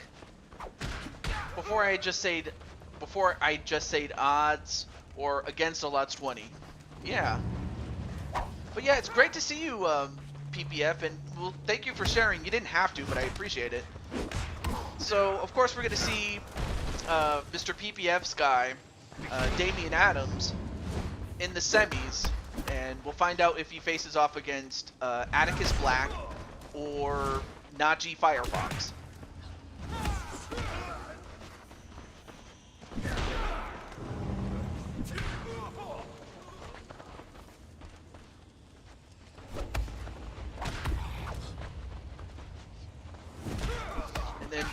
course, we all know that it was PBF who gave Wally his first big break, as well as Captain Danger. In fact, it was. I will say this though, PBF is that had it not been for you, I would not have met Captain Danger, or if it weren't for you and Bobman, I would not have met Captain Danger, and if it wasn't for you, I would not have met Wally. Although I forget exactly how I met Wally, but I knew that I met him through you at some point, though. Yeah, Hot Rod managed Sean O'Hare in WWE. Vince McMahon was big on Sean. If he was really that big, he probably would have gotten the push that he deserved, and unfortunately, he was saddled with Roddy Piper, and he had something going with this heel character in which he encouraged bad things, like called the Devil's Advocate. That had some legs, but unfortunately, he got saddled with, Roddy Piper. Not to say that Roddy's a bad guy to have in your corner, but it just never made sense beyond just the fact that he might have just hired him as a mercenary or whatnot. Sean O'Hare's case is a case of what could have been. I mean, that's just me though.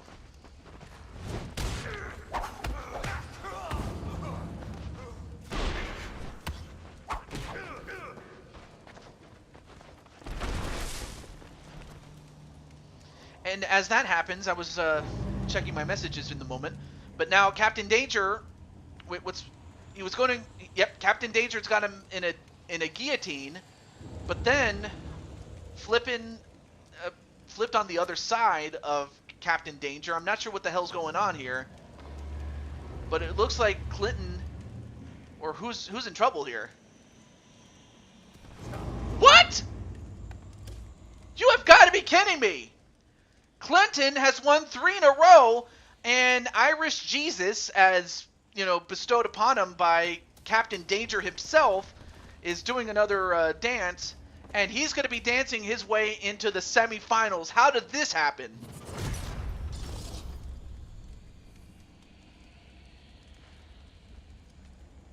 Oh, I forgot to update the records of Feck and Adams. I forgot to mention that Adams is now 5-4, and unfortunately for Captain Danger, he now goes to 20-16, and Clinton now goes to 9-14.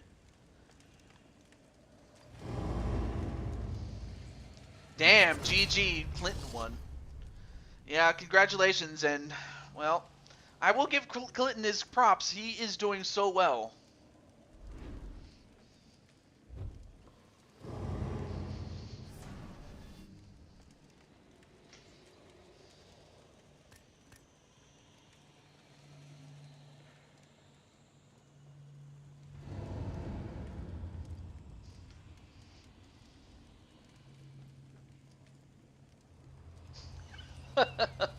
Yeah. Yeah, that's funny. Oh yeah, let me exit and then come back in. Oh, that way it doesn't mess up.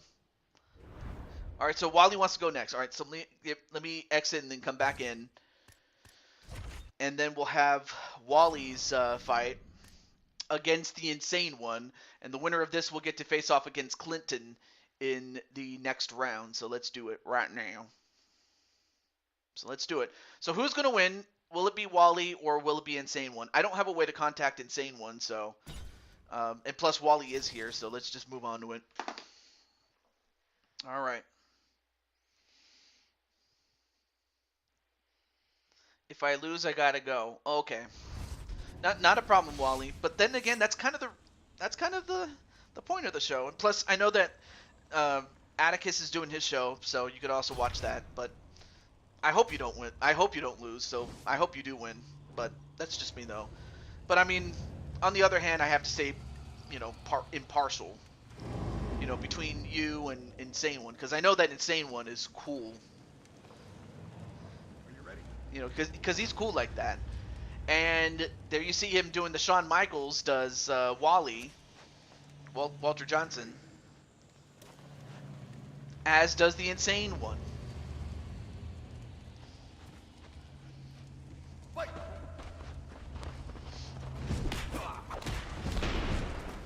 Well, I suppose the only good that comes out of this is that Wally and Danger don't have to fight each other. Bray Wyatt's gimmick is... Oh, okay, so that's why you mentioned Sean O'Hare, is that, you know, similar but in a different way. So in other words, Bray wants to do bad, but he feels that if he does bad, that he would only turn into the monster that he once was, which is the Feed, and he doesn't want that. Or does he? I don't know. Wally naturally going to go for himself to win. Well, and then Odd saying, "How you doing today, PPF?" Of course, PPF has done some Madden material. So if you're into Madden, or if you're into the Madden franchise in terms of him being the owner and looking to rebuild, I believe it was the Lions at one point that he was trying to rebuild with Madden 15, I think. Just wanted to give him some props for PPF. Although Insane One just got a big left hand and then gets taken down by Wally. I forgot to mention that Insane One is a wrestler and Wally is a boxer.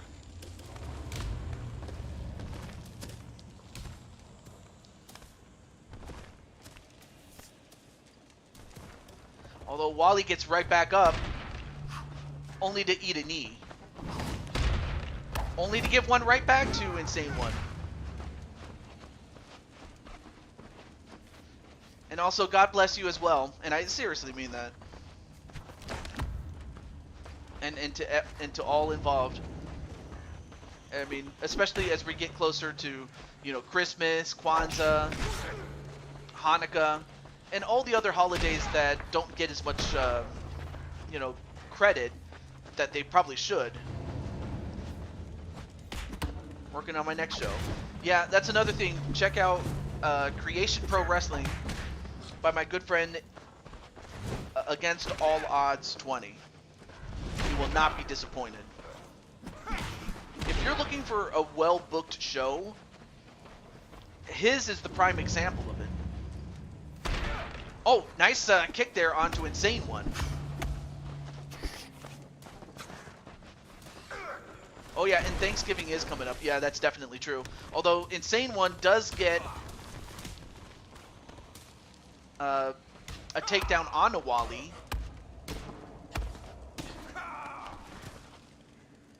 Thanks, TJ.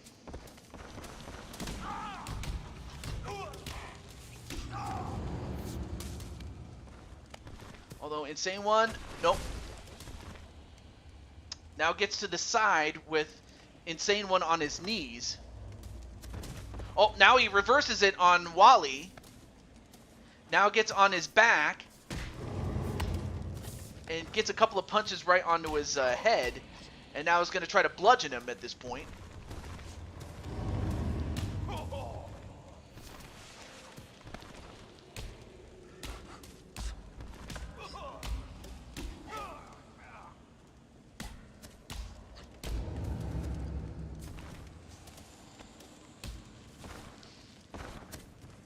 And Wally gets up.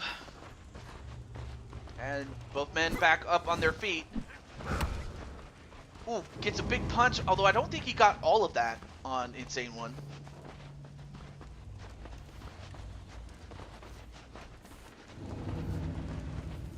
And then Wally's like, Hulk, try to escape. And he did.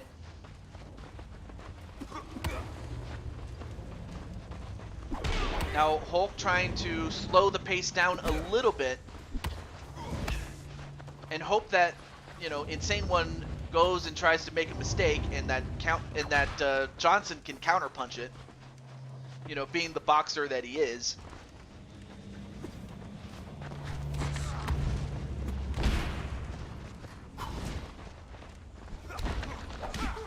Now, oh no, wait a minute.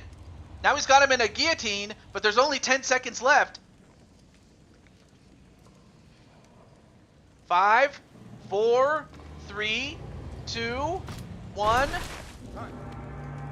Nope, that's it. That's it. Let him go. Let him go. Let him go. So he got out of it. Well, actually, he was saved by the bell, but okay. Ooh, yeah, that knee to the head really did some damage there. Are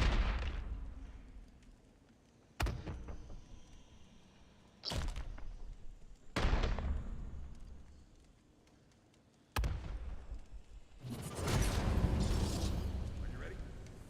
Are you ready? Fight! All right, second round underway.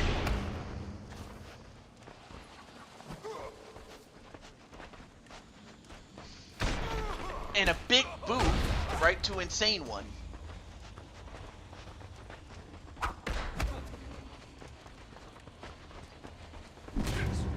And another...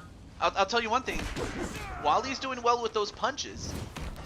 You know, this is something you don't normally see with Hulk, because all he wants to do is smash, but we all know that being that this is MMA rules, there are some rules or some moves that Wally probably would use in a wrestling ring that he cannot use in an MMA fight.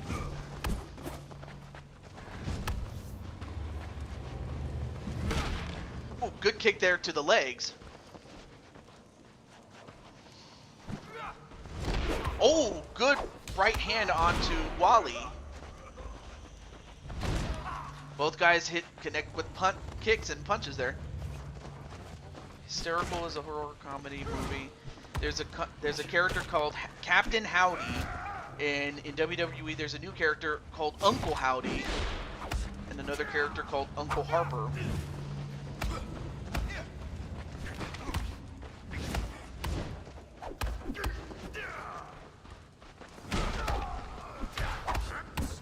Okay. Oh, good kick to the legs there onto Wally.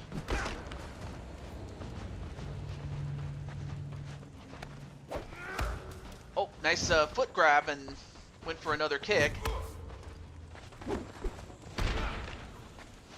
I mean, I still, there's a lot of things I don't know about, you know, Uncle Howdy and Uncle Harper, other than the fact that the latter is named after Luke Harper, and that we all know that, you know, I will say this, for all the flack that WWE got, especially when Vince was in charge, I will say that the most classiest thing that they did at around the time that Brody Lee passed away.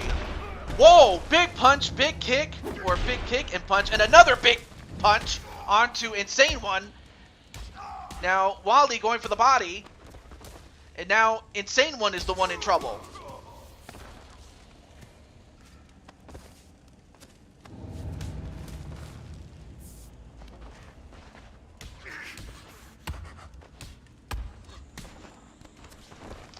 All right, now it is Johnson who's on top, and Johnson does not want to stay down. He wants to keep the fight standing up. Now Insane One in trouble. And then a kick to the leg. And another kick to the leg. Wally mixing up his punches and his kicks so that Insane One has to honor either the punch or the kick that comes.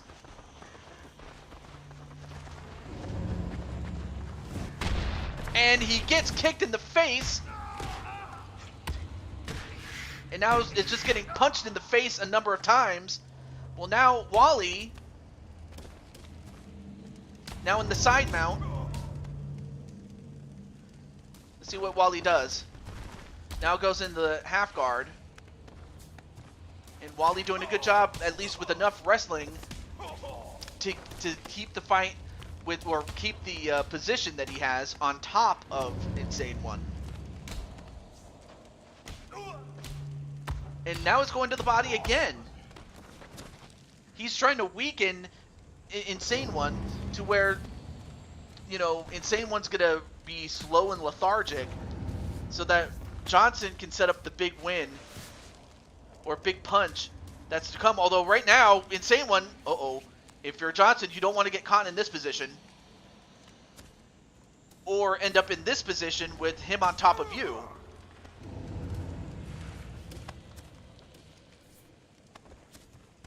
Uh-oh, wait a minute. Now he's got him. This is not where you want to be if you're Wally Johnson.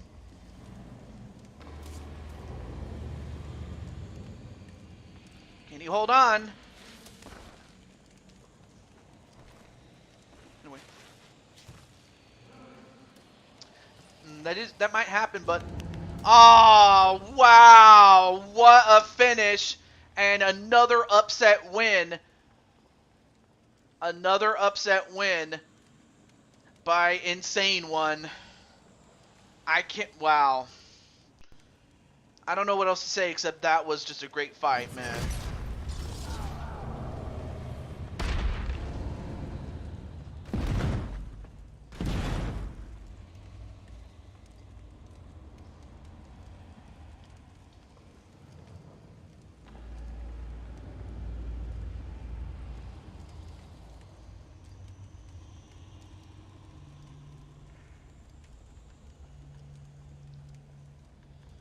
But give it up to Wally. I mean, he did everything that you could think that he could do, and he did it. Yeah, I'm sorry, man. You did well. You did well, man. So it's going to come down to Insane One and Clinton in the semifinals.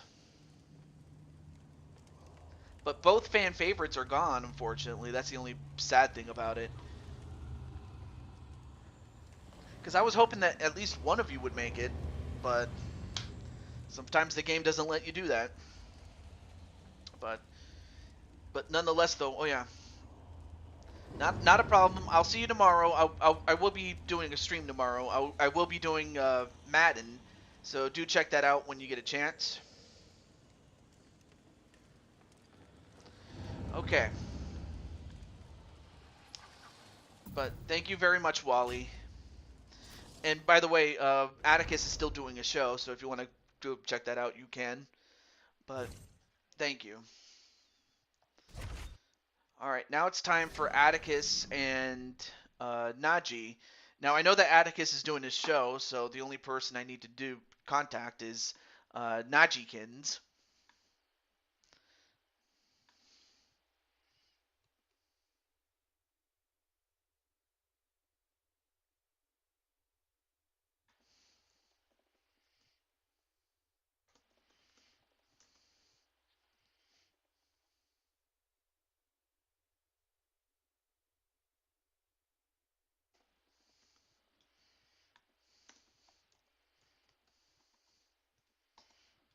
All right, let me do that.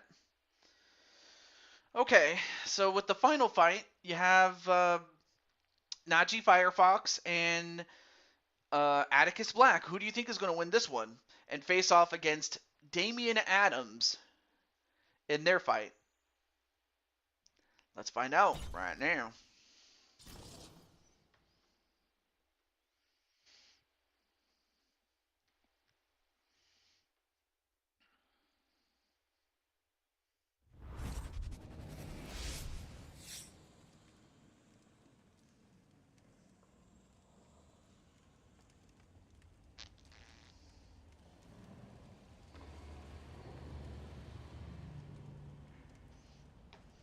All right, let's get it. Yeah, can't always win them all, though. But I will say, though, yeah, because I will say this, though. SWO is going to be defending the Four Kings Championships at Mania.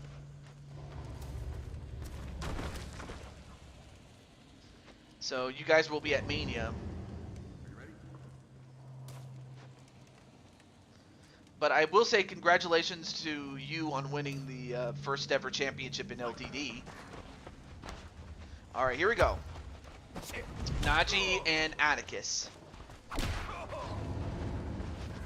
Okay, cool. Yeah. Yeah, because you're going in as champs. You, Wally, Jamar, and who else? It was oh, and Ram. Now, of course, I understand that you're adding RS to your group. And just like you, I do hope that he doesn't like quit or or get frustrated when he loses or you guys lose as a team, things like that. So I totally understand where you're coming from there, Captain Danger. Oh, big kick right to Najee, and Najee already in trouble. Not even a minute, and Najee's already hurt.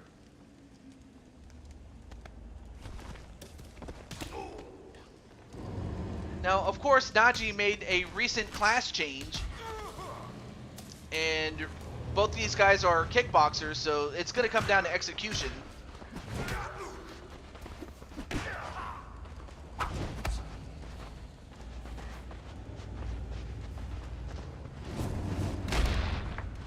Hey, you know what? He's a big star right now. I can totally see that. Wanting to bring back 2 stars, like Bowen, Eric Rowan.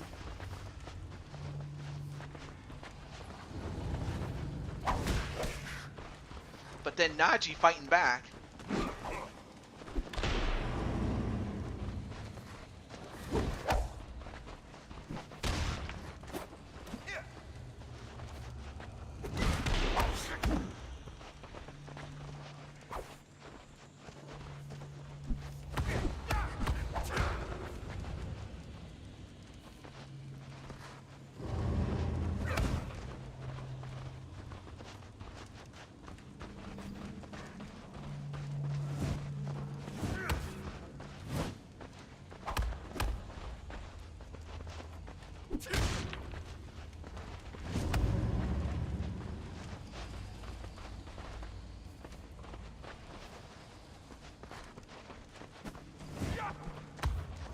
Anyway, nice side kick there on to Najee.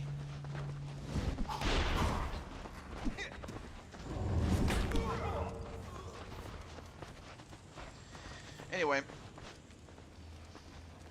of course, Atticus, having previously fought, knows that he has to pace himself, as does Najee from here on out. Anyway, nice up, upheaval elbow, or 6 to 12 elbow by Najee.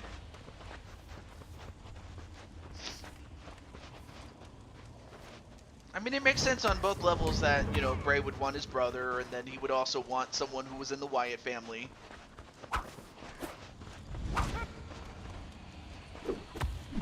Although I am legit surprised that, Braun Strowman wasn't asked to join, Bray, or that Bray asked to have him join him, but I guess maybe, Braun wants to be his own man rather than, once again serve as second banana to, Bray Wyatt.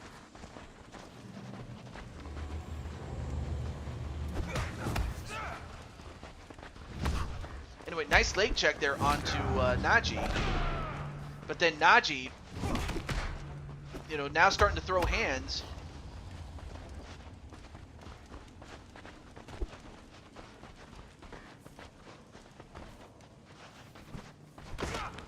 Nice kick to the leg there of Atticus. And then, oh, big kick right to the face of Najee again. And Najee just getting the brakes beaten out of him. But then Najee pushes him away. I forgot to ask who you guys wanted to see win, but man, Atticus is on a mission. He wants to get a title match and get another one. But I could probably say the same thing about Najee and Clinton, especially with Clinton having been on a losing streak for as long as he has had.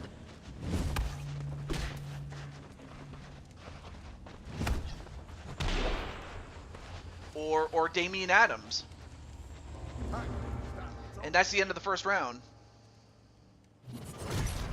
I'm watching a TV show called Haunted Scotland. Oh boy.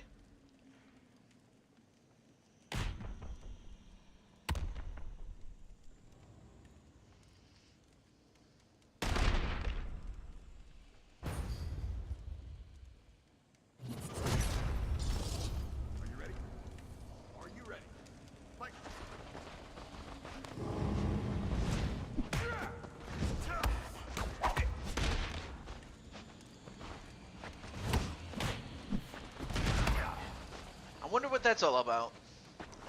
Anyway, oh, nice side kick there onto Najee.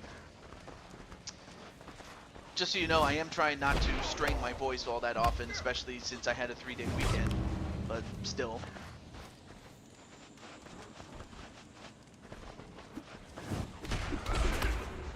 And Atticus just throwing hands, and then a kick right to the face of Najee, and Najee, give him credit, he's not giving up. You know, he may be undersized, but he's not under, you know, under fighting, you know. How do I put this? It's not the size and the fight of the dog, it's the size of the, it's not the size of the fight of the dog in the fight, it's the size of the fight in the dog. That's what I was trying to say, I can't talk.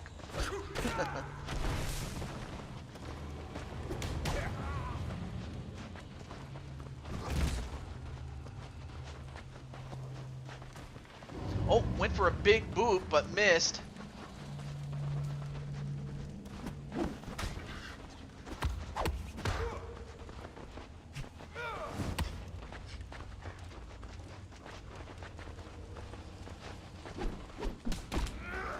Oh, nice jumping kick there by Najee. Though probably didn't get a whole lot of that kick, but he did get a lot of that uppercut by Atticus Black.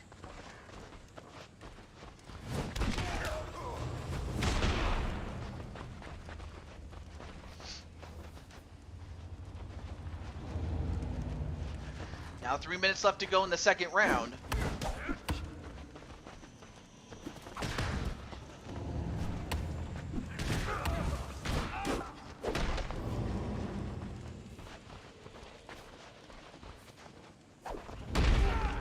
Then a kick right to the head of Black, Atticus Black. Oh, and another big punch.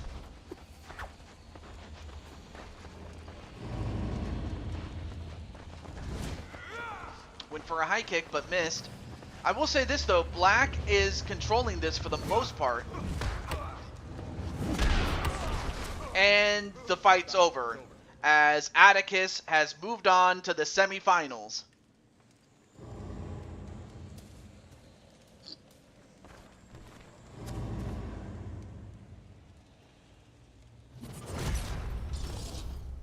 Boom! With the left hook right on the chin.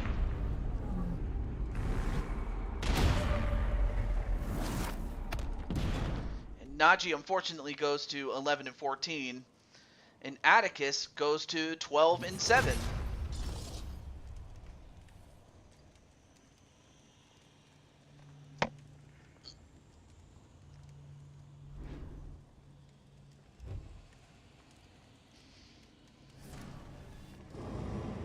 All right, so it's going to be Atticus against Damian Adams, as well as Clinton, Flippin, and Insane One.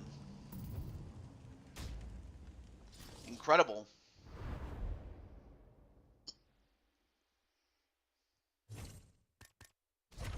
Oh, no. Yeah. This is it, so. All right, and unfortunately, I don't have a way to contact Marcus Walker. But we've had a lot of fights today. I mean, we've had 16 fights today, man.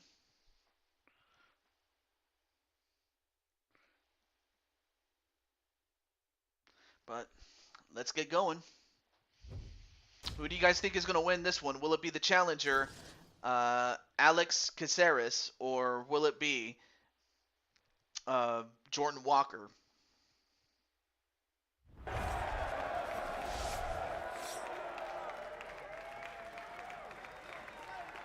Let me know.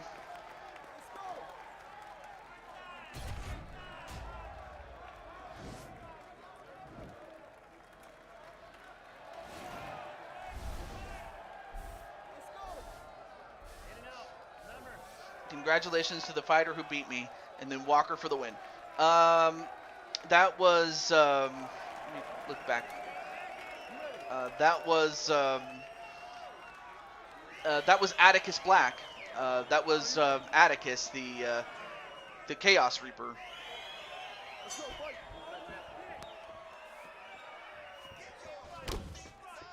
But nonetheless, though, how's everything going in? How's everything going, Jamar? I will say though that Jamar, you're going to be in Blue Toad Mania for 2 matches. One, you're defending your Four Kings Championship along with Captain Danger. But then you're also going to be, let me look at the card again.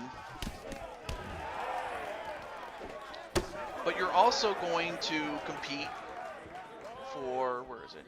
For the United States Championship against the winner of AJ Styles and the Day 1 winner. So your fight for the United States title is on night 3, whereas the fight for the Four Kings title is on night 2. So I will say this, Jamar, you're going to be busy, but I still have to put the rest of the card together as well. So.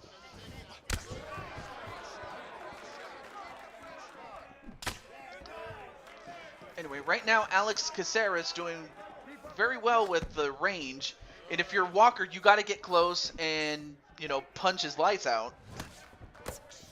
But you also have to be cool. But you also have to be, you don't want to fall into the game of speed with him. You gotta get close, and then you gotta punish him.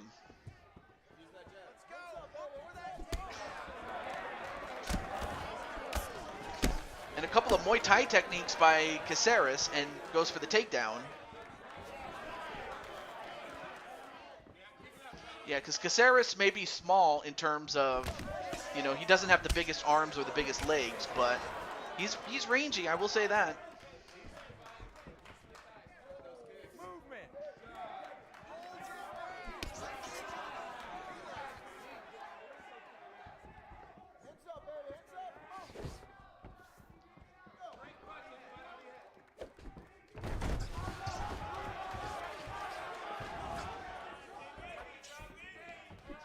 Although right now, Walker, nice leg check there onto Walker. This is a title fight, so it is set for 5 rounds. Although right now Caceres is laying the smackdown on Walker, and Walker did say that if he should lose, he would make his move over to the middleweight division. And of course, he can have a match with the middleweight champion, Israel Adesanya, who we saw much early in the show get a win against Jinku Kekoga.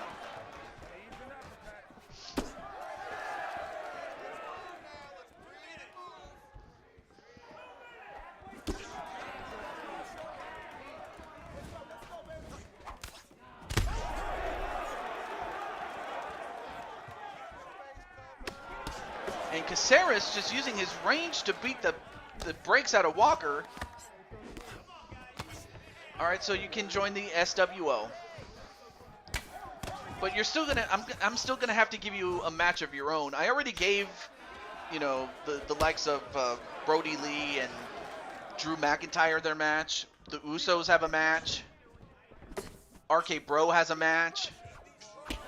So, but yeah, I'm not gonna take too many more WWE exclusive matches. Not to not to be how do I put this? Not out of disrespect, but but I can only do so, and I want to focus on the talent on the chat there.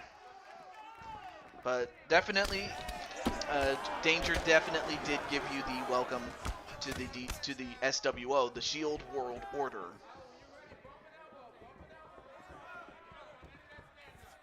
Yep. Oh, and a big kick right to Walker though. Gonna have to watch the rest of the replay. All right, not a problem, PPF. Have a good night, my friend.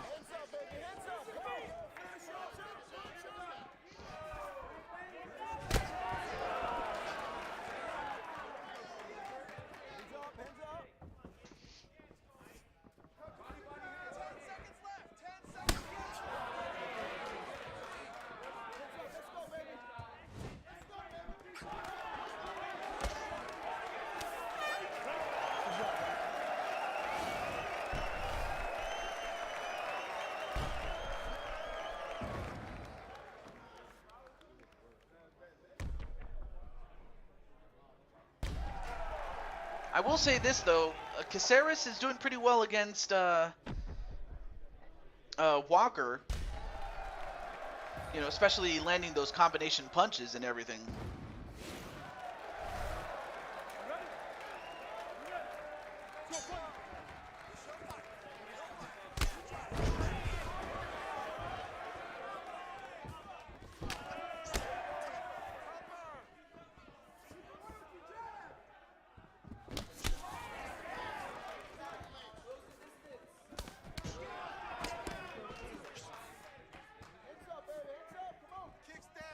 All right. Sorry, I'm just preserving my voice as much as I can. But Walker gonna have to come up with another plan to take down Caceres, because Caceres is proving himself to be a rangy fighter. He's got to get close and punish him. That's what he has to do.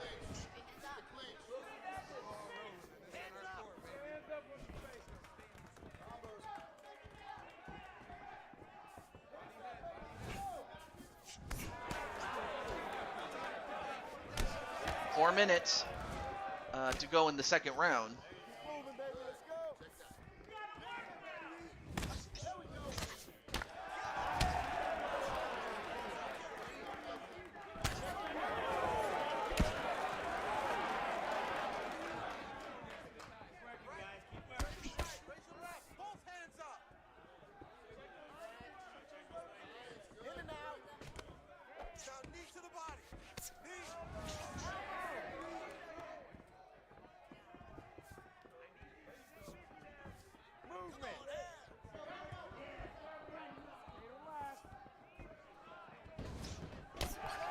Oh, nice move there by Walker.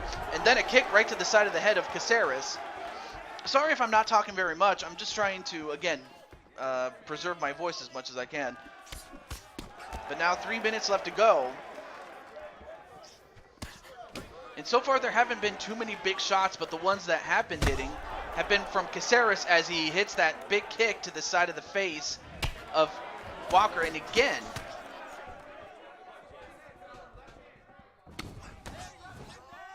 but Walker not going to give up like that without a fight.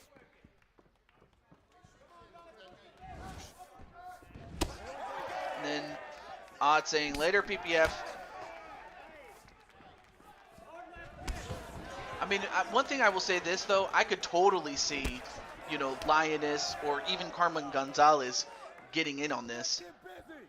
Because I know that, I'm going to say this out of character, I definitely enjoyed the fact that Carmen had a promo for Blaze, and it was in English, and I was like, wow, that's deep, man. And this was at around the time that Blaze was struggling, you know, to fight off against the Nightmare, the Carnival of Nightmares. And I'm just so happy that, you know, Carmen, you know, stepped up in terms of her promo game. So I wanted to give you know, Carmen and yourself some props for that, as Caceres is just laying the smackdown on Walker. Although Walker with a big uppercut onto Caceres.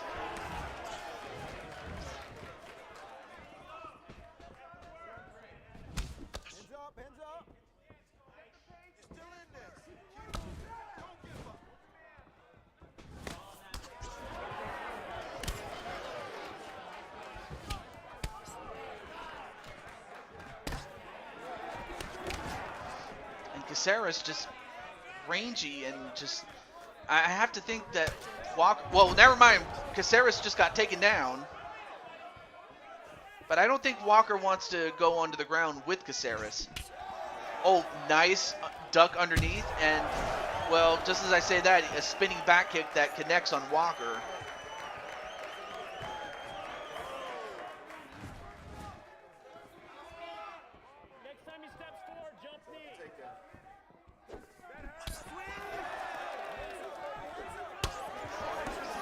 And then a jumping kick.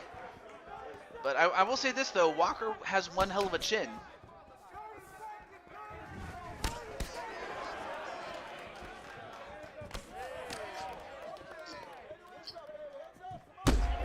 Although Caceres finally got hit by Walker. Now Walker's starting to, pick up what he has to do to beat up on Caceres.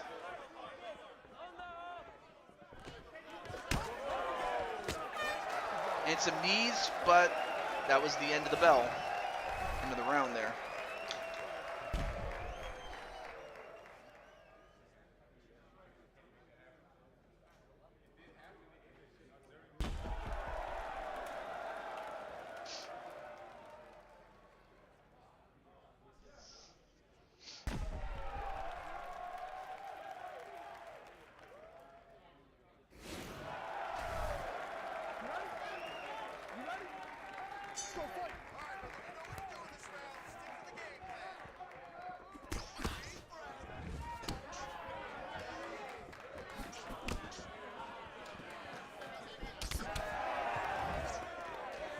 All right, back to our fight.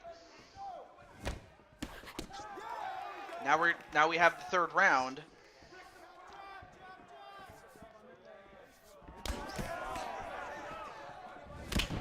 Oh, big kick to Caceres, and he timed that perfectly. Did Jordan Walker. Anyway, character-wise, Carmen can and has always known English. She started speaking Spanish mainly when she first turned heel back in 2019 as a way to troll. Now that she's face again, she's slowly using both. Okay. And also, one of these days, don't be surprised if, if I'm willing to make. Actually, I've decided I've warmed up to Carmen so much that, as a character that, I was wondering if I may sign, Carmen to a deal. But that's up to you, of course. I don't want to just, take her without asking, though. But yeah, Carmen has definitely struck me as an interesting character, without question.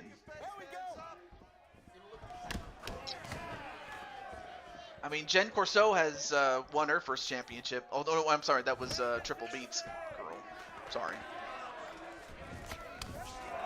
But I will say this, though. Lioness and Patty Chase had themselves a barn burner of an Iron Man match. I mean, it ended in a tie. All of Carmen's character work is developing her character from CPW to LTD and so on. I can? Wow. Well, and also, may I add you to the list in terms of the UFC series, so that when there is an opening, that let me see if I already have you on the list though. No, I don't. Okay, so if you're interested, I'll add you, and I'll add you on behalf of Carmen's behalf, rather. Well, for UFC 4, that is, or UFC 5 if I ever get that game, or if that game ever does come out. Although they've definitely gotten a lot of mileage out of UFC 4, as Jordan Walker just got knocked for a loop, but he gets right back up, though.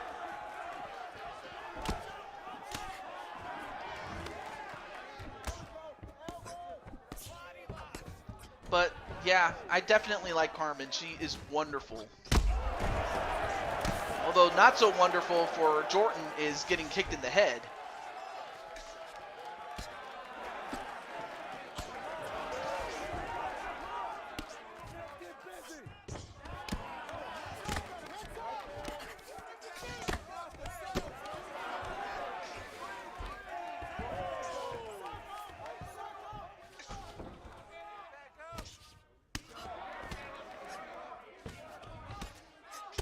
And now both men on the ground, and we'll find out if Caceres can finish him down, or if Walker gets back up, and he does. And now he delivers a big kick to Caceres.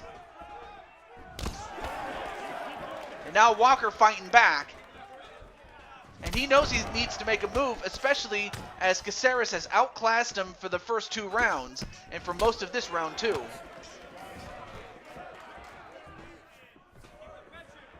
"50 seconds left.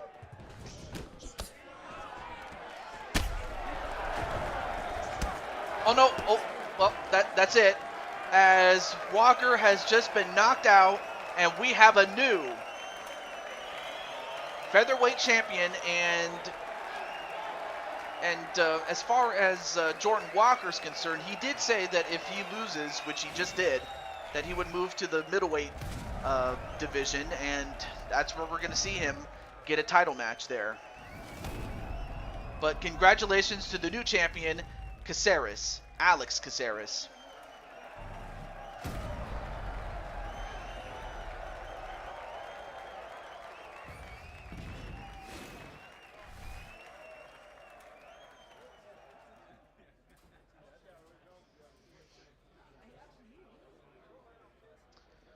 And there you see that shiny new belt.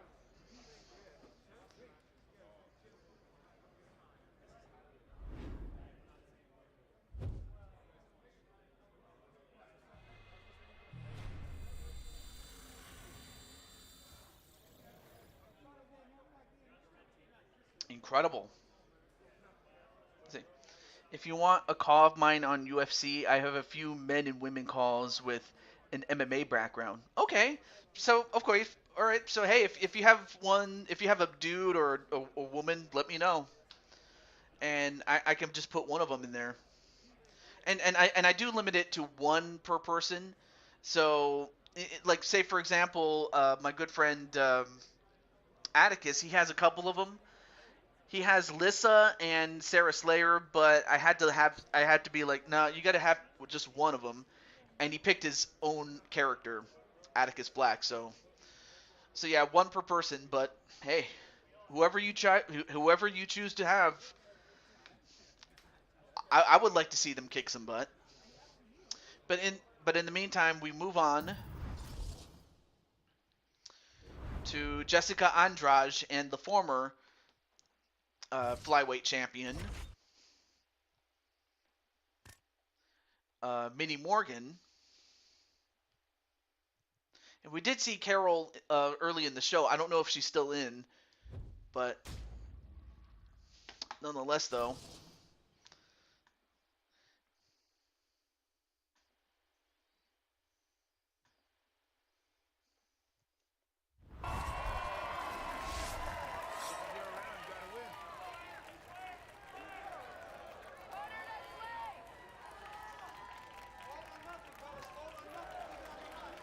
And also, I forgot to ask, when is the next episode of Creation Pro Wrestling, or is it just a matter of getting it done and then making the announcement on a video preview? Because I know that some people do that, and I think that's awesome that you do that, and several other people that do so, like Blaze with his show from early in the, from a couple of days before tonight's show. So we're going to find out if Minnie Morgan is going to regain the Flyweight Championship.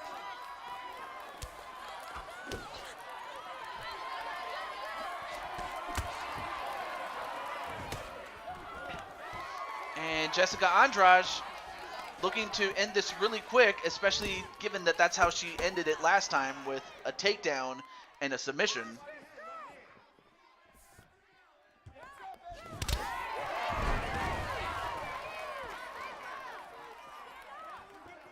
And then a kick to the head, and Andrade, well, finally gets back up though, but Morgan did not want to go down and get caught with a submission.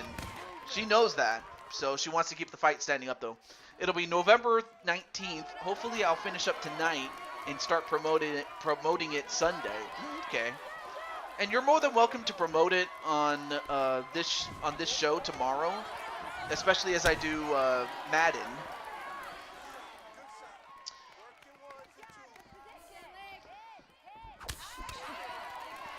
And then Carol's like, come on, Morgan.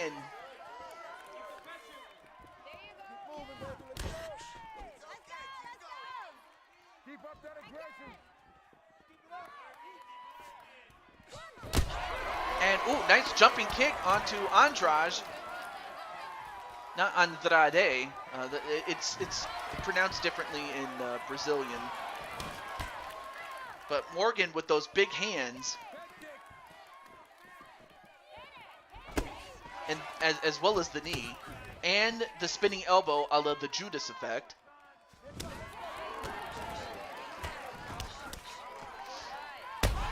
And then an uppercut onto Andrade.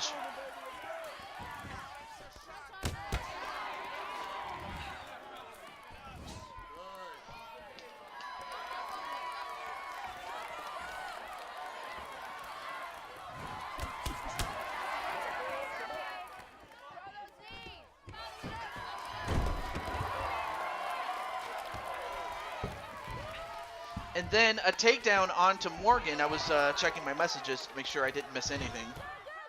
If anyone was trying to contact me or anything like that. Okay.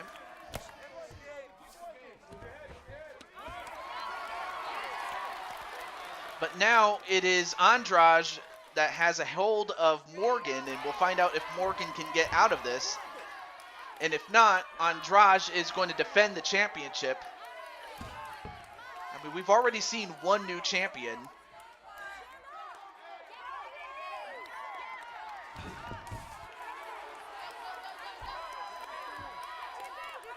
Minnie.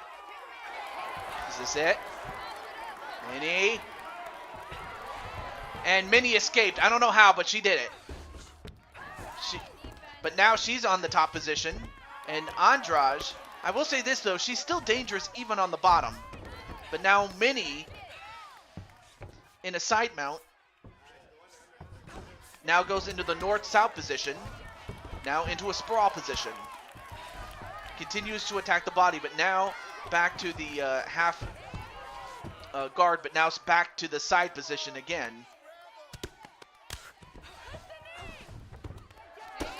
Now into the half guard again of Andrade. Now into the full guard.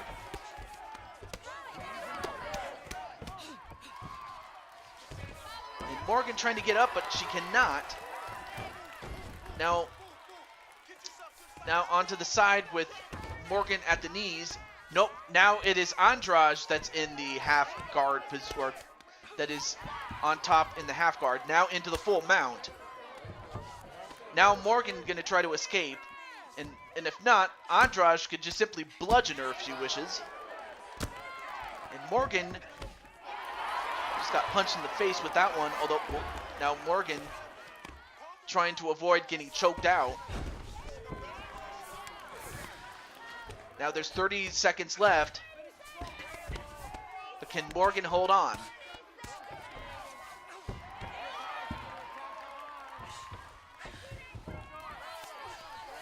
Now in the half guard, now into the full mount again. Morgan trying to push up with those legs, but she cannot. 10 seconds left.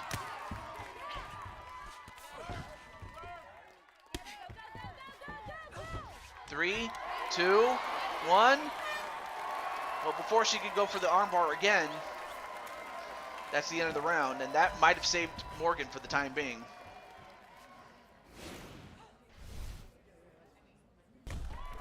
But yeah, that spinning kick definitely did some damage there.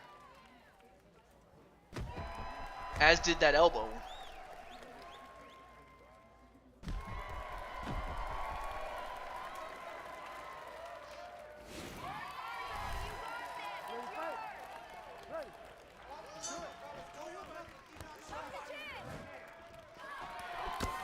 Well, now the fight starts at the feet, but now let's see if Minnie can avoid getting set to the ground.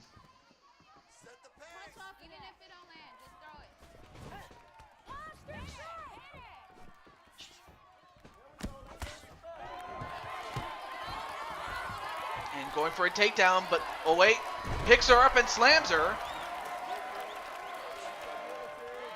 And now Morgan back in the position she didn't want to be in, but now in the full guard. Now what is Morgan going to do? Oh, now back in the full position. The full mount position, that is.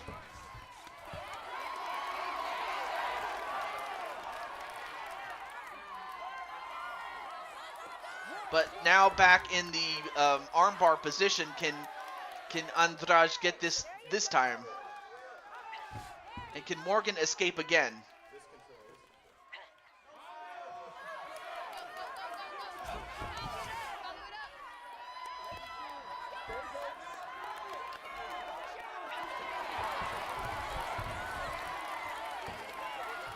And Morgan manages to escape again. I can't believe it. Morgan showing us the heart of a champion. And now is going to pay back Andrade and is going to try to bludgeon her. Now in the north-south position. And now going for a couple of body shots. Now back to the side mount again. Back to the north-south position. And just working on the body. And decides to stand up rather than go back down. A side kick. Didn't quite get all of it. Well, that one she did. Oh, but then nice snap jab there by Andrade. Then a knee right to the face of Andrade by Morgan.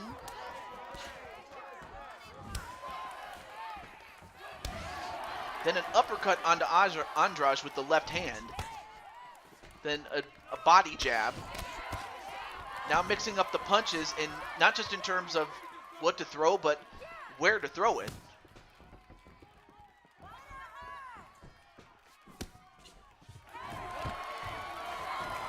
And Andrade going to try to take her down again, but then Morgan with a knee and escapes the clinch.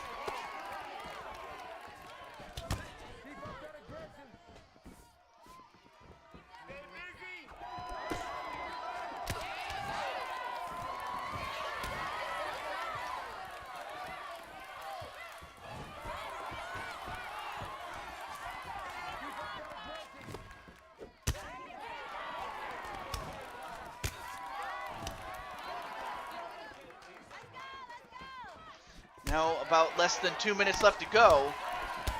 Man, these two are just beating the hell out of each other.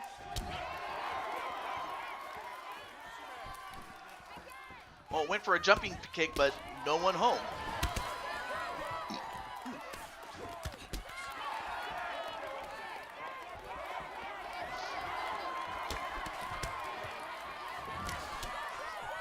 Then a kick to the leg, and in fact, both women are just using their kicks, although now it's Morgan that got smashed. Gets back up, though. Now Andrade, a suplex onto Morgan, and now in the side mount. Now back to the full mount again. And again, is trying to go for that armbar again. That's the third time that she's attempting an armbar submission.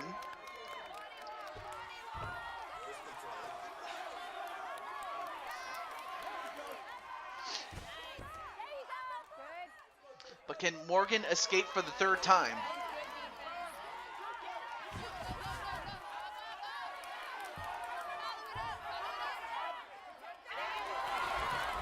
It's going to be close, though.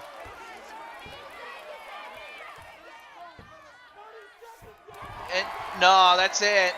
As Morgan got her arm broke. And Jessica Andrade defending the championship and has finally put her feud with Minnie Morgan to rest, as she remains the UFC flyweight champion. And it all started with this back suplex, a big suplex that was, but then she went into the armbar and she never let go. But yeah, GG's indeed.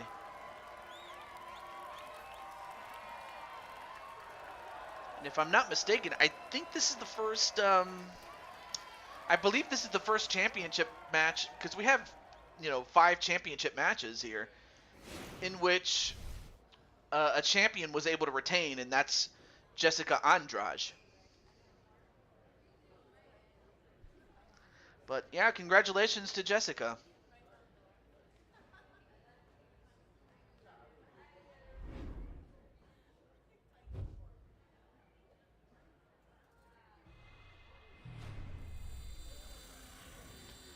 All right, well, we still got 2 more fights to go, or 5 more, actually. We have the 2 semifinal matches, we have these 2 fights, and the tournament final, which is our double main event alongside Cuevas and Ninja for, mind you. So now let's go to our tournament.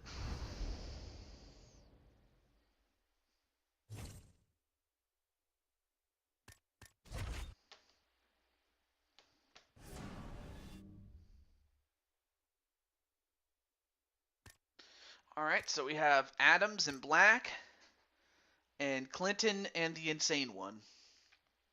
I'm just going to go with Clinton in the Insane One, and I'm hoping that Atticus is still watching, even if, like, I'm watching his show, albeit I have the volume down on his show, so that doesn't interfere with this one. But we'll find out right now who is going to move on to the final and who will win the #1 contenders tournament, which is what this is. You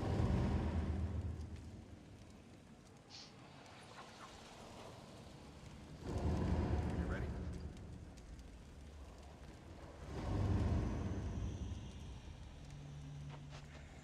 Are you ready?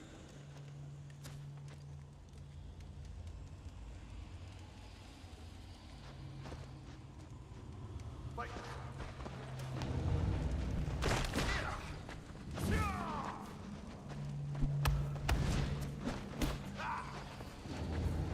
All right, so of course with Clinton, I mean he was really the only one that won with a submission, whereas Insane One and all the other semifinalists made it with a knockout finish.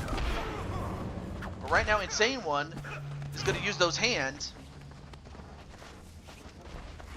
Of course Clinton is, if I'm not mistaken, I believe he's I forget if he's a middleweight or a welterweight. Let me double check the.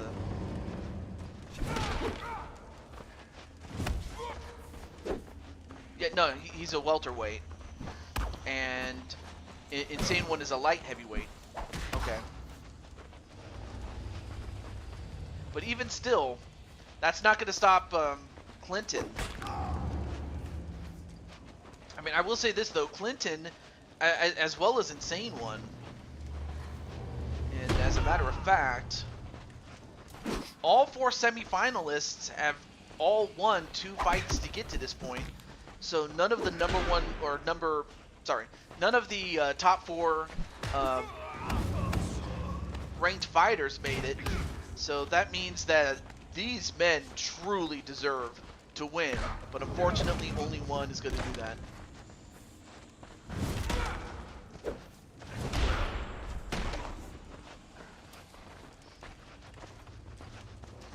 Alright, so 3 minutes and 15 seconds. And then Clinton gonna go for a takedown, but Insane One not gonna let it happen.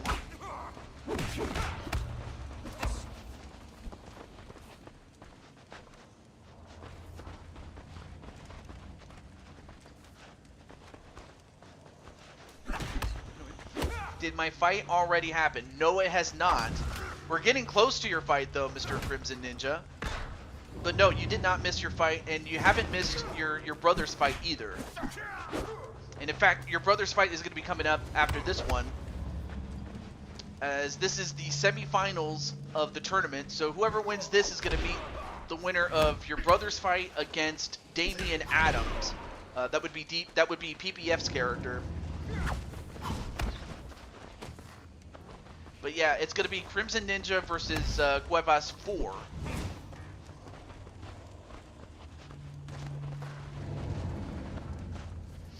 But no, you didn't miss it, I will say that.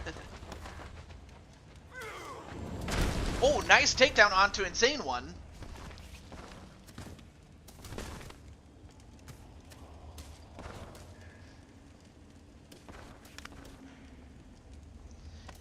Now flipping on the side. Nope. Now into the guard of Insane One. And if I'm not mistaken, actually, Insane One is a wrestler, and Clinton is a balanced fighter. So this might not be a good idea if you're going up against Insane One, but I don't think that's going to stop Clinton from trying.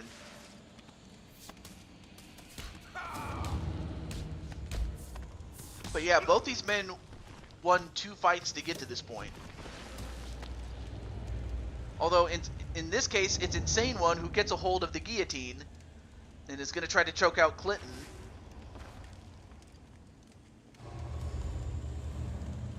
And Clinton, it's going to happen here. Clinton gets out of the guard. And if this is what I think he's doing, I think he might have reversed it. Because this is what he did in the previous round. And that's it. It's over. And Clinton has won a 4th straight fight. That is his 4th consecutive win, and it came at the expense of the Insane One. And Clinton has now improved his record to 10-14. What a win!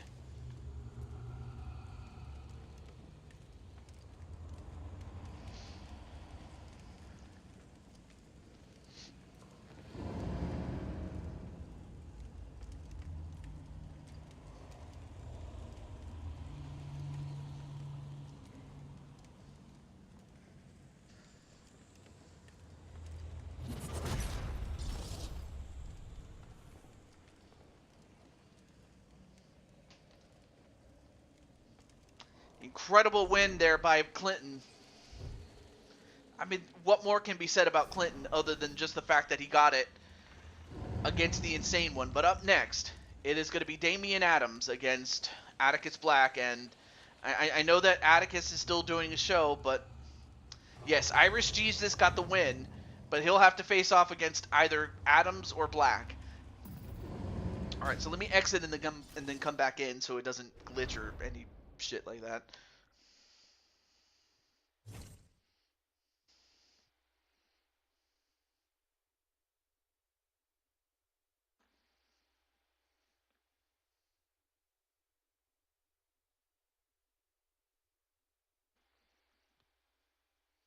Anyway, nice win there by. Well, I'm not going to say who won, but if they know, you know.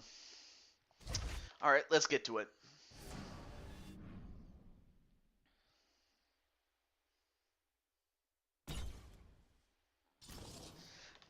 All right, so I know that Damian Adams' character, PPF, or his master rather, decided to go to bed. Whereas, again, Atticus is still doing the show.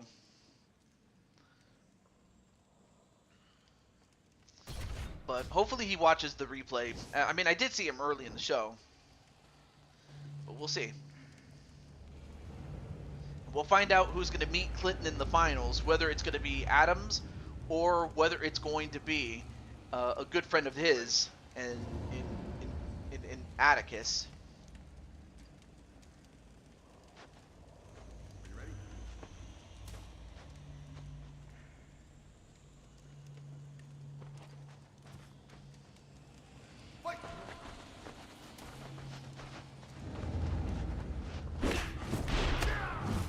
And Atticus not going to waste any time with Adams.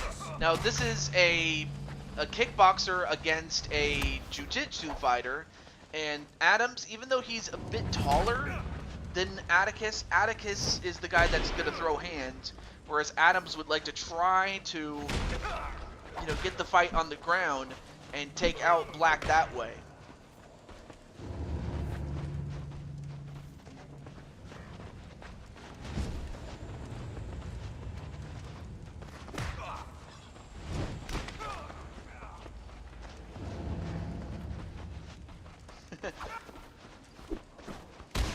Anyway, nice kick there on the Adams.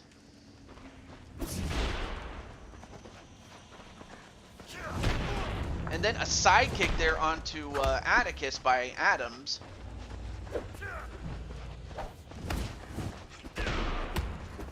Also, hey, what's up, Brandon? Your fight still has yet to happen, but we're getting close.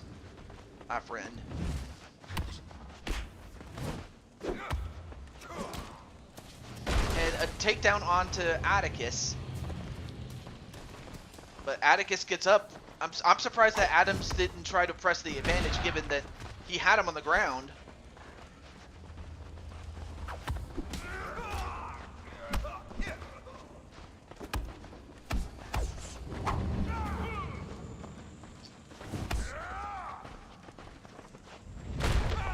Oh, big kick to the head.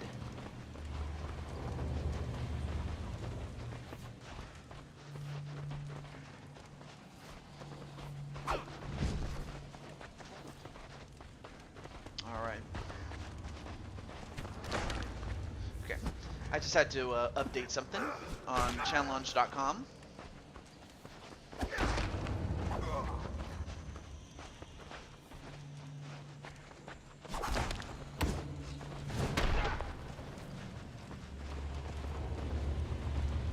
But again, I have to think that Damian Adams is a little worse for wear compared to where Black is, or Atticus Black is. Although Atticus connecting on that kick, and Adams, oh, big punch, but Atticus does not want to go to the ground. He knows that if Adams gets him, it's over for him.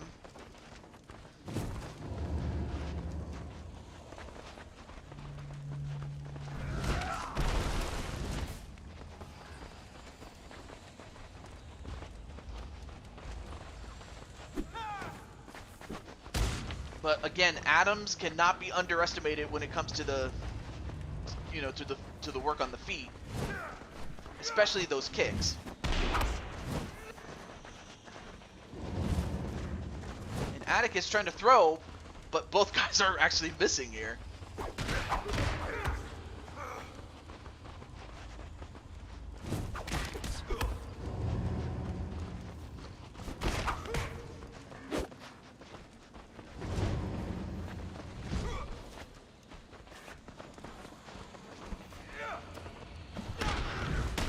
Oh, nice spinning kick there on Adams, though. And getting his punch out before Adams does. Excuse me. 1:10 left to go in the first.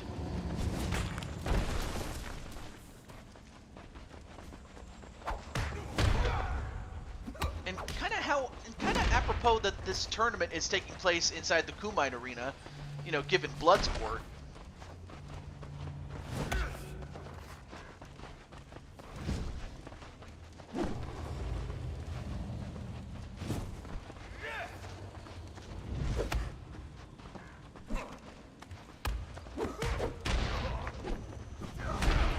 Oh, big punch onto Adams with that Superman punch.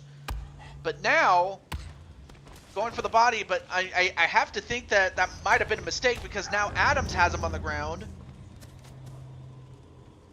Although Adams now gets him into the position to go for a rear naked choke, and now it looks like he's going to try to do that. But can he hold on for 12 seconds? If he can't, it's over. Now goes into an armbar. 5. Can he hold on? Wait, what happened here? I want to say that the clock ran out before anything could happen.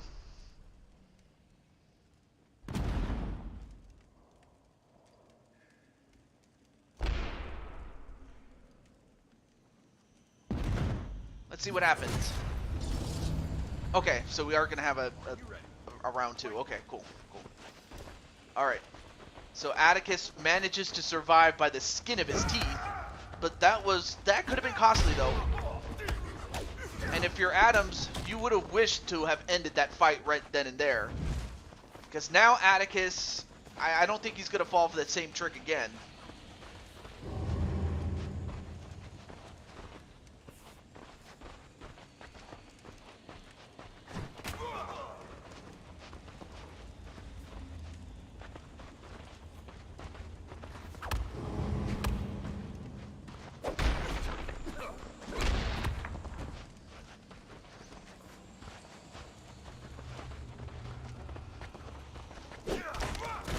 And oh, nice takedown by Adams with the kick. Then a knee onto the gut.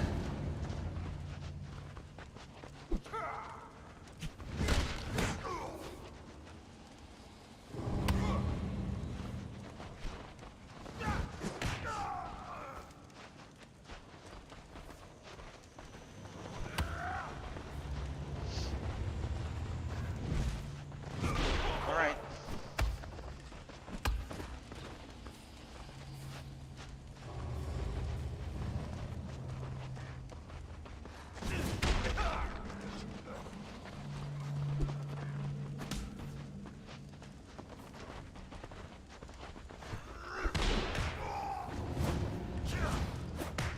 And right now, Adam's starting to get back into the fight.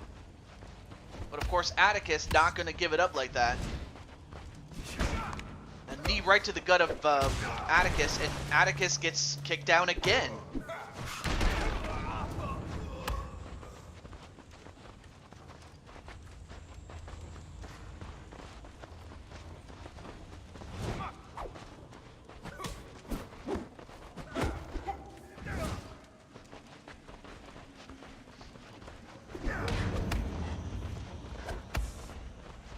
Both guys are hurt.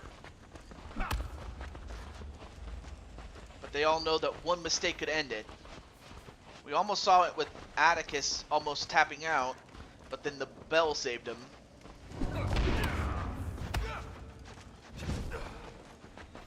But Adams, a bit wobbly, but still in the fight.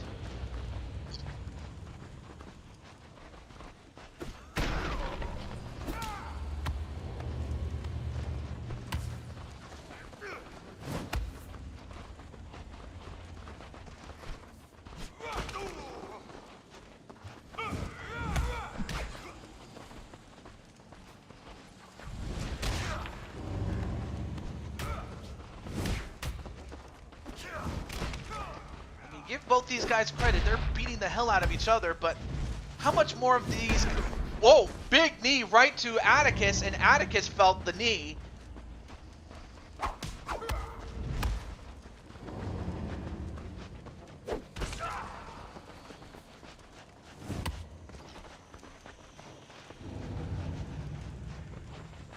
now a minute 30 in the second round.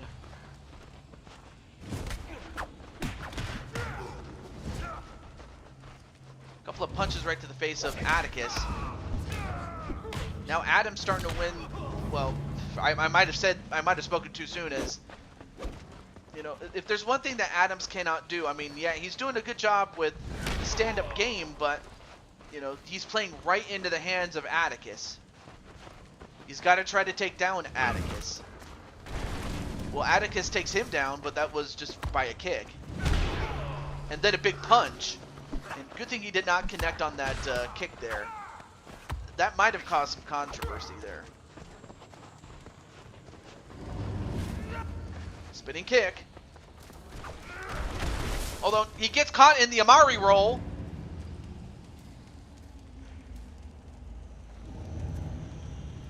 Oh, now is Atticus going to escape again? Can he escape again? I mean, last time he escaped, you know, by the skin of his teeth with the bell, but can he do it this time? He does. This time he ends up on the top position.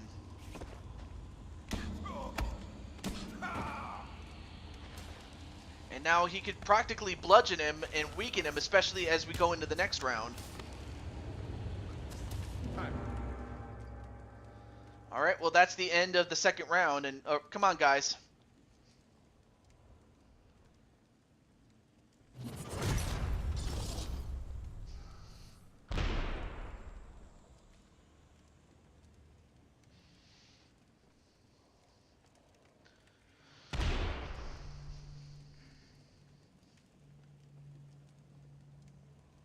Of course, here's the big one.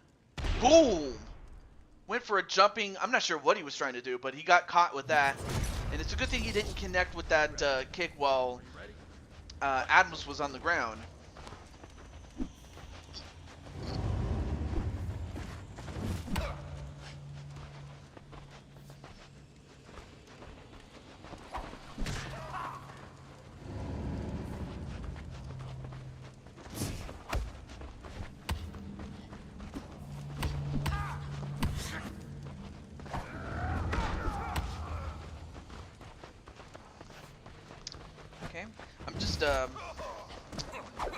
going through my messages a little bit.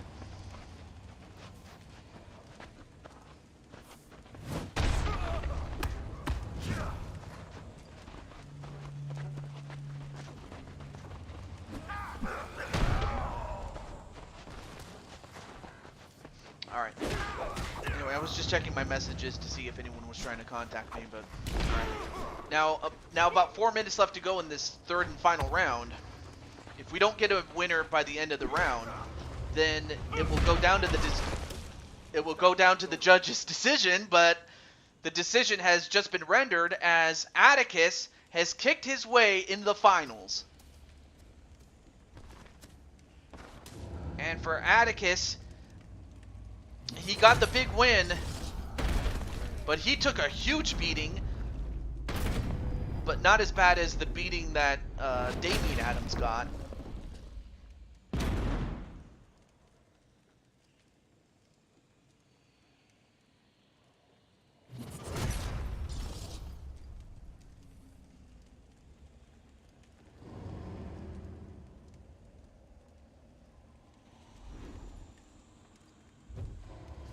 So congratulations.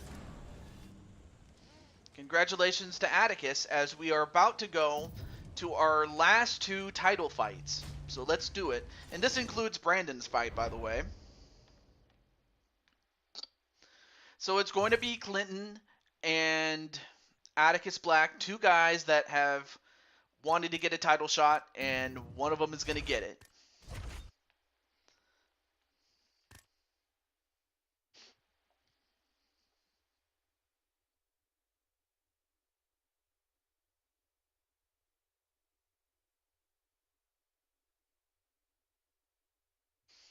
All right, so up next is going to be Paul Craig against Cole Weston. Now, this is their 3rd fight, as Paul Craig won the first one to get the shot.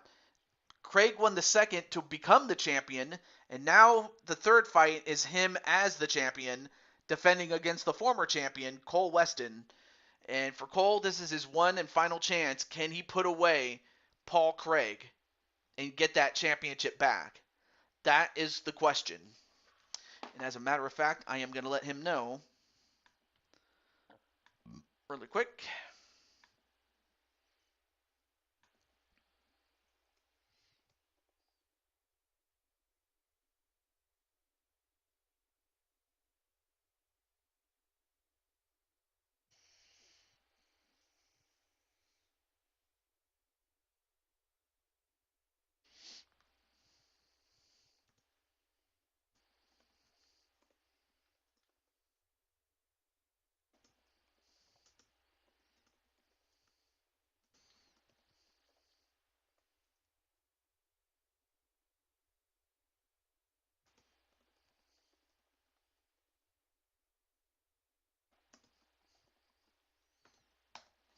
All right. All right, so who do you guys think is going to win this one? Let me know, because we're about to start.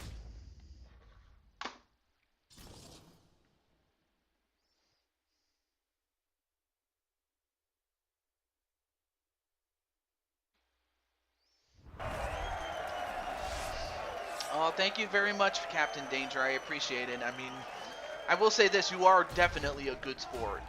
I mean, I mean, it would have been nice for either you and or Wally to make it to the final, but on the other hand, you know, only the best man could win, and it just happened to be them.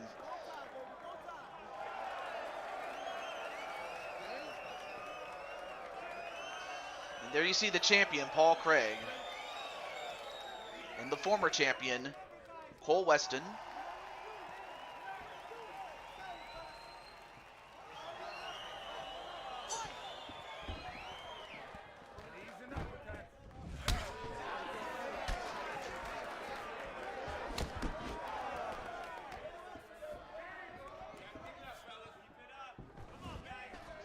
All right. Now, Weston, knowing full well that Craig is one of those guys that can do it all, he doesn't just punch and kick. He can also, you know, take you to the ground and get a submission there. So Cole is dealing with a very dangerous man. And likewise, he's going to have to bring out, Elock, the monster.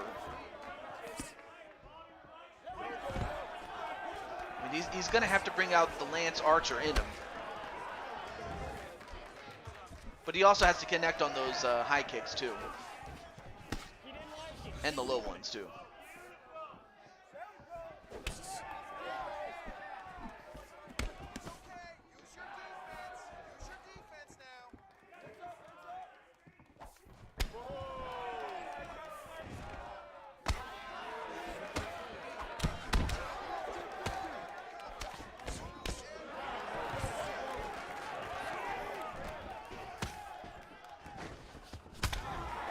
All right, now Weston on next to the next to the cage, pinning him, but now they back away.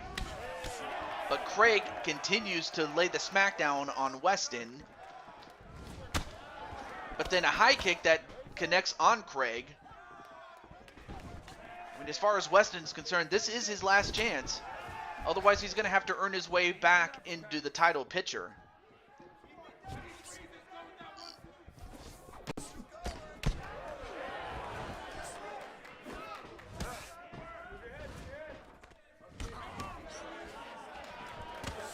And a knee right to the head of Paul Craig.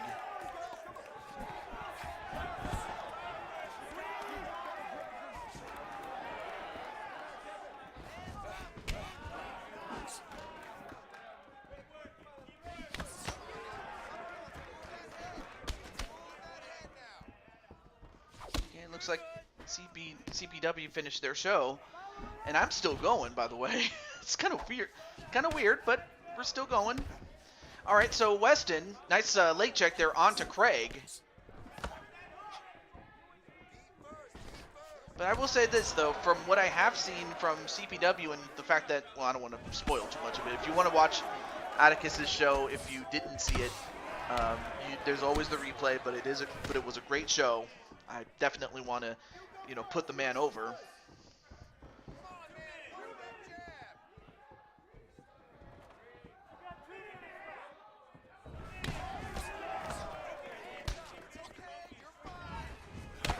Oh, nice high kick there onto Craig, and then a knee onto Craig onto the body. Nice leg catch, and then a spinning elbow. Didn't quite get all of it on Craig, but Craig was able to absorb the blow well enough. Oh, big roundhouse onto Weston. He cannot take too many of those and expect to win.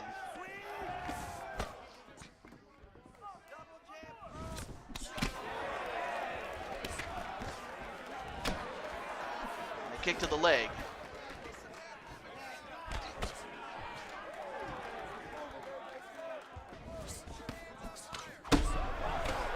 Now Craig's starting to wobble a little bit. You've heard the expression that, familiarity breeds contempt. I have to think that Weston, whoa, big uppercut onto Craig, and Craig getting a couple of big meaty right hands, or left hands actually. Or I'm sorry, that was a left right hand, I'm sorry. And then another uppercut, and down goes Craig again. And Craig just getting his face pounded in. But now, let's see if Craig can do something on the ground. Yeah, I kind of figured that that's what was going to happen if Craig got the fight to the ground. Well, now the question is Weston going to get out of this one? And hey, what's up, Weston? Cole. And Cole, Weston was able to escape with 10 seconds left in the first round.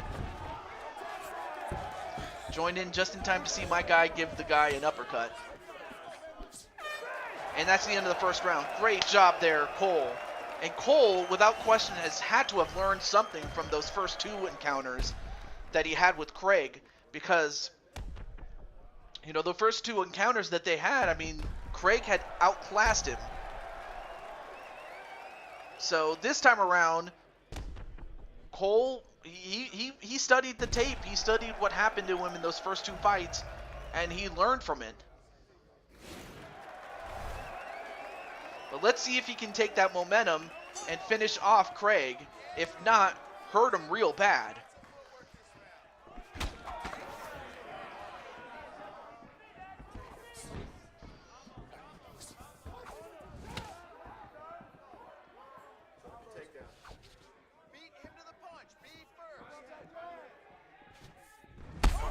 Oh, big right hand onto Craig.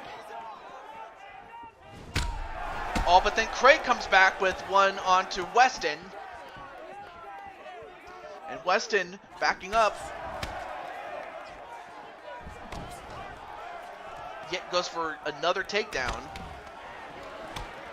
Backs away. And then another high kick. Oh, now it decides to go in for the kill.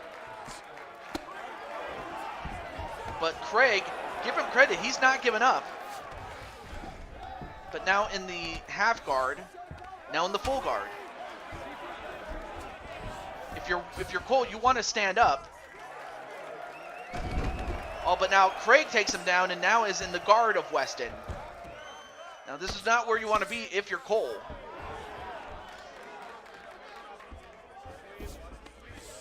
Nope, Cole finds a way to get out. Now in the side guard, or the side mount rather, excuse me.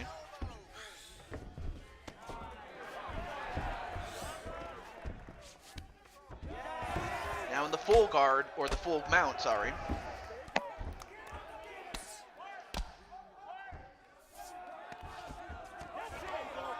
And is yet going to go for another armbar. Can he do it this time? Can he escape, or will Craig retain the championship? He's got him hurt.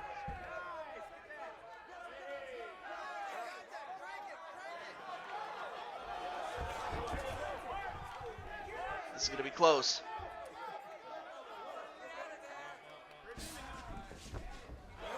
Craig. And that's it. Craig has officially proven that he owns Cole Weston. Now, of course, being that I am a friend of his, being a friend of Cole Weston, I really wanted him to win. I definitely wanted Cole Weston to win, but, well, unfortunately, you know, Paul Craig, he was the man.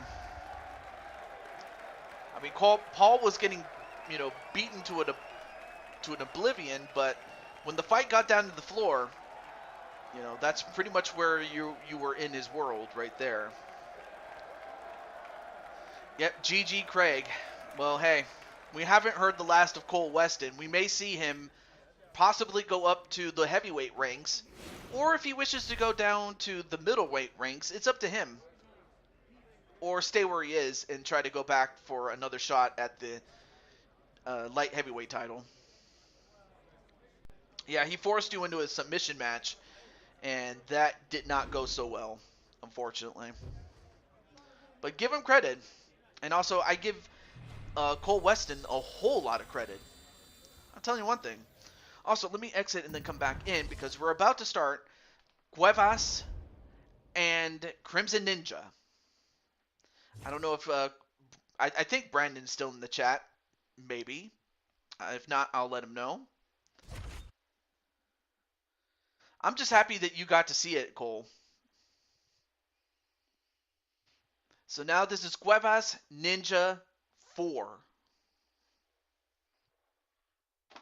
So let me just let them know. Let me have the chat out in case. Okay, so Brandon's still here. And then let me get Crimson Ninja.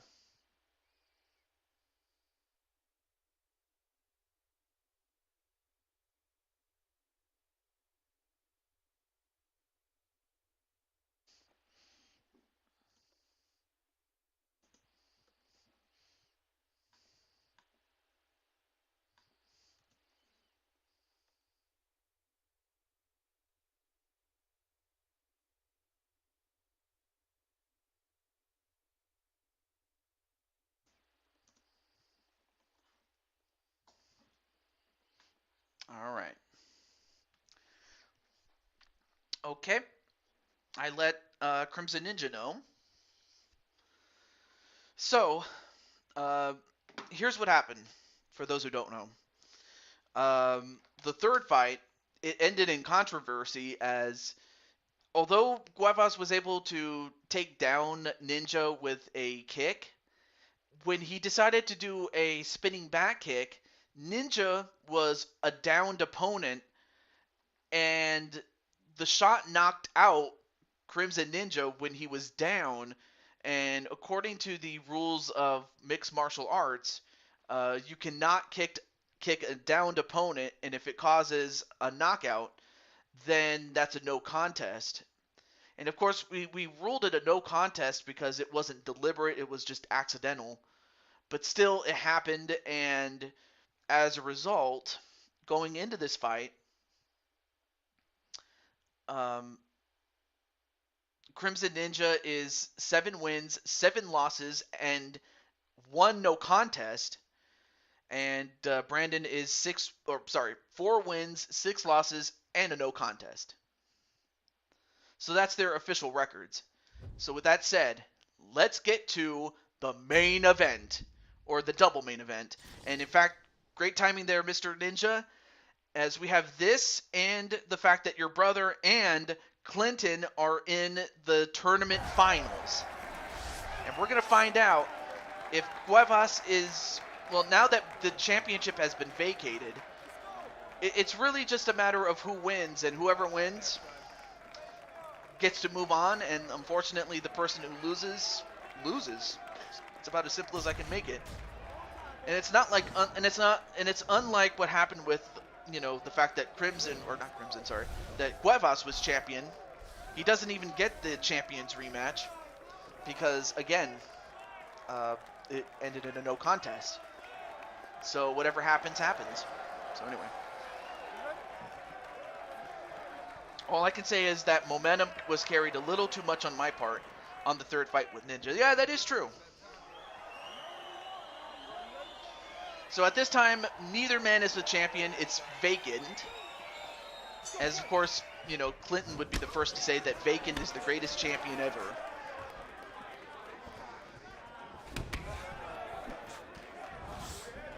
Ooh, nice spinning back kick there by Cuevas, but no. And I have to think that, Ninja has to have had scouted that, that move, given the fact that, that's what knocked his lights out. And being that this is their 4th fight in a row.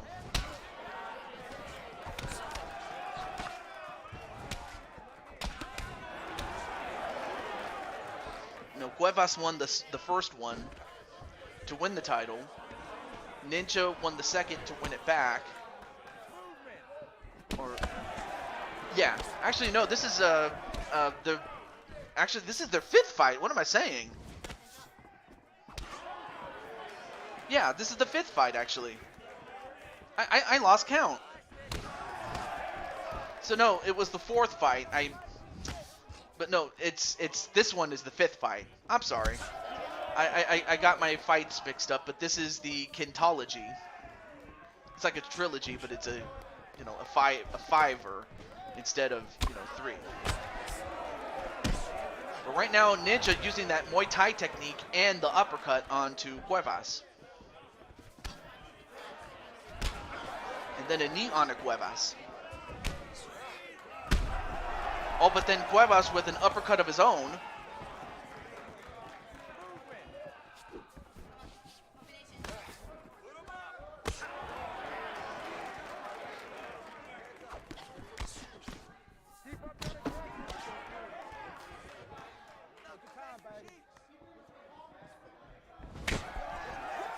Then a kick to the side of the head.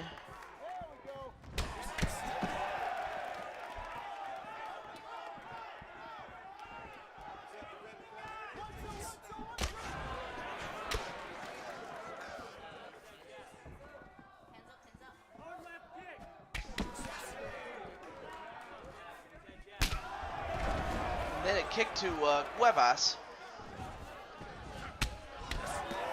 Both guys just duking it out. Then a kick to the leg, or or to the body, actually. Now, Ninja going for the takedown, and he gets it. I guess Ninja probably wants to try to finish the fight on the ground, you know, since technically it did finish on the ground when Ninja was a downed opponent. But instead, Cuevas does not want to play a ground game. He wants to keep the fight standing up. Because, I mean, of course, Ninja has prior experience when it comes to, you know, with jiu-jitsu. I mean, that's the thing about ninjas in general, is that they can practice a lot of things. They're not just good with striking. They can strangle opponents if they really wanted to. You know, being that, being the ninja that Crimson is.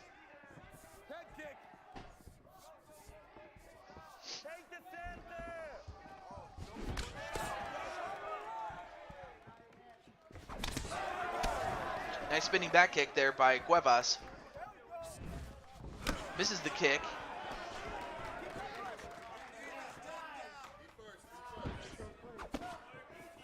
And now both guys missing a little bit.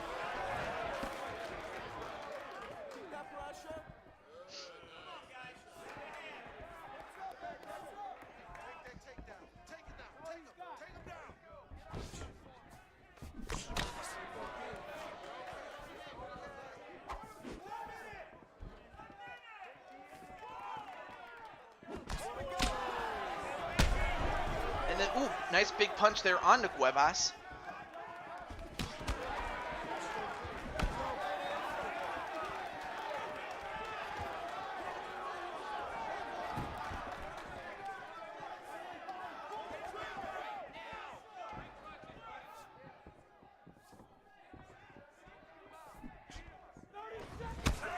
Nice spinning back kick there.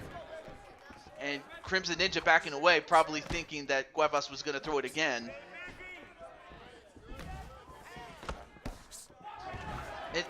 Ninja going for a takedown, but Cuevas not going to go for it.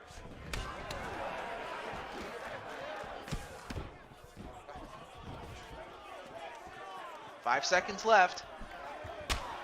And then a big boot onto Cuevas, and that's the end of the round. Not a bad first round there by both men.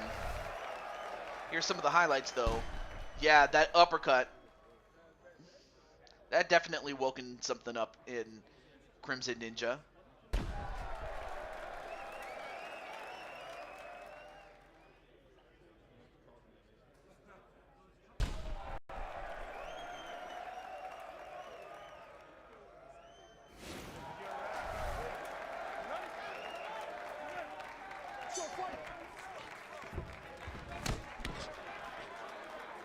All right, second round underway.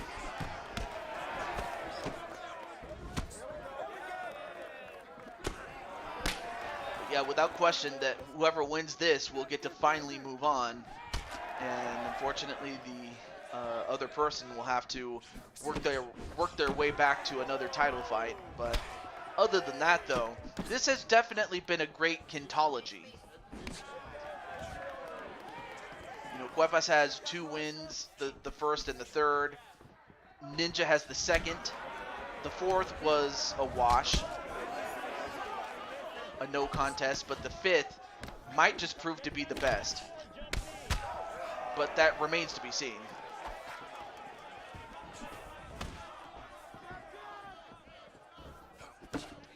But I will say this, though. Ninja and Cuevas are definitely deserving of their main event positioning.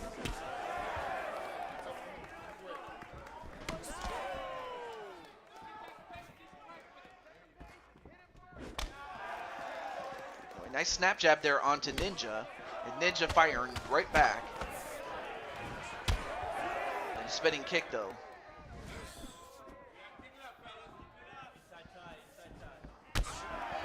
Another spinning kick. And this time Cuevas backed away. You notice that he did not want to go for yet another kick. He knew that if he went for it and it was more deliberate, then I would have possibly awarded it to Ninja, but he backed away. Yo, Atticus, what's up? After this fight, believe it or not, against all odds, pun intended, You and Clinton are in the finals of the #1 contendership tournament against all odds, despite the fact that you did your show. And it was a great show. I did get to see some highlights of your show and, you know, seeing things like, well, I don't want to spoil it for those who did not see it. I just know that it was capped off by a championship fight on Chaos Regional Wrestling.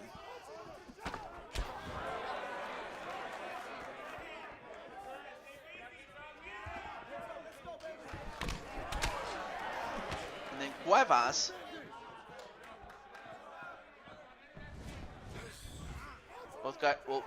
And of course, both guys know exactly what each are going to do, and Cuevas thankfully missed that second kick, though, onto Ninja, but Ninja gets spun kicked right to the stomach again.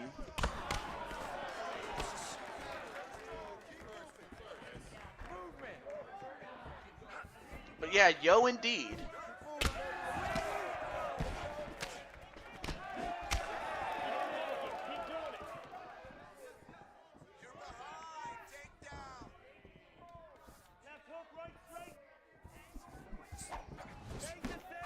And Cuevas trying to fake him out. Not sure what Cuevas was doing other than possibly to fake him out. Oh, backs. He ducked underneath the high kick and punched him. And the rules say that you're not allowed to target the back, but if as you throw a punch, it lands on the back, well, as your opponent does a spinning move, then that's on them. But if it's intentional, then of course you might get a point deducted, but since that was incidental, it'll stand. And then a kick to Ninja, and of course Cuevas very careful not to possibly get himself disqualified.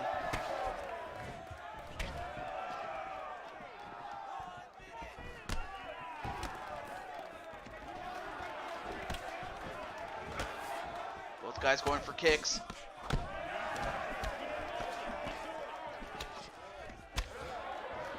Good knee there onto Cuevas.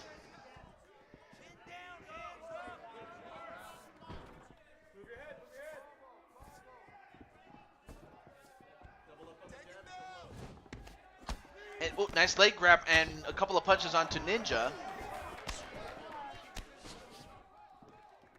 Keep up that aggression.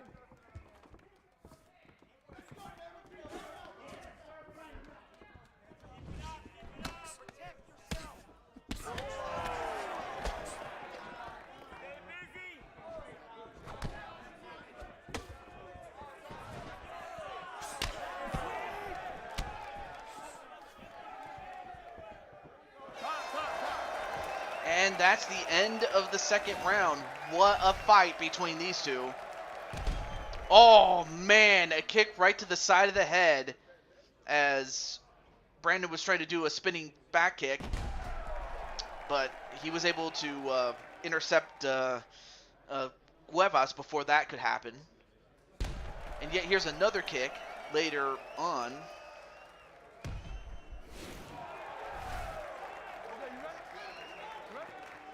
Go, guys, fight. Anyway. Will this go 5 rounds? That'd be great to see. Yeah, it could very well go to 5 rounds. You never know. But yet we have never ever seen a 5-round fight go 5 rounds. I mean, outside of like the kickboxing format, which is, you know, 5 rounds of, which is, you know, 5 rounds, 3 minutes a round. No, this is 5 minutes a round, and we have never seen it go the distance. It's never happened before in the entire history of the EA UFC series ever. It's never happened. But if there's any 2 guys that could do that, it may as well be these 2. Although if they keep beating the tar out of each other, that might not even be the case.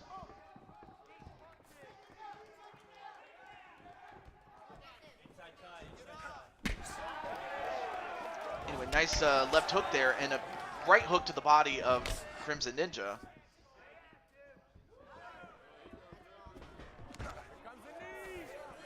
then a grapple, but Cuevas escaped it.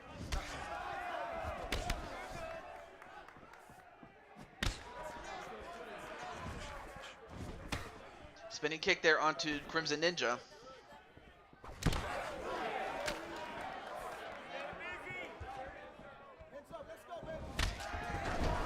And then a kick to Ninja.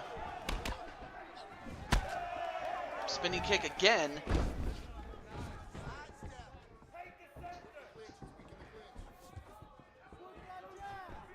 Oh, both guys went for the same kick at the same time, but blocked each other. Uppercut, and then a couple of knees, or a knee right to Cuevas, and now pinned against the wall. And Cuevas gets away, but then... I will say this, though. Ninja also has practice in grappling and Muay Thai techniques.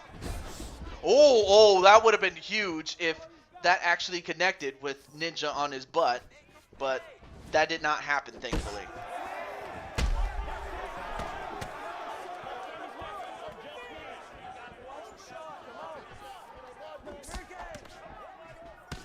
Now, I should be more specific, as if you kick a downed opponent, the only part of the body that you can kick is the legs.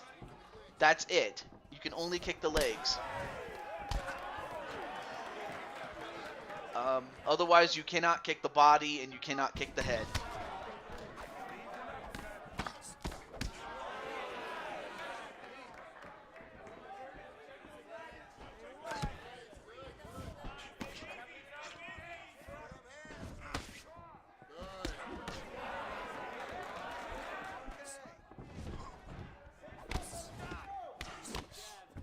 Oh, now Cuevas with his leg caught.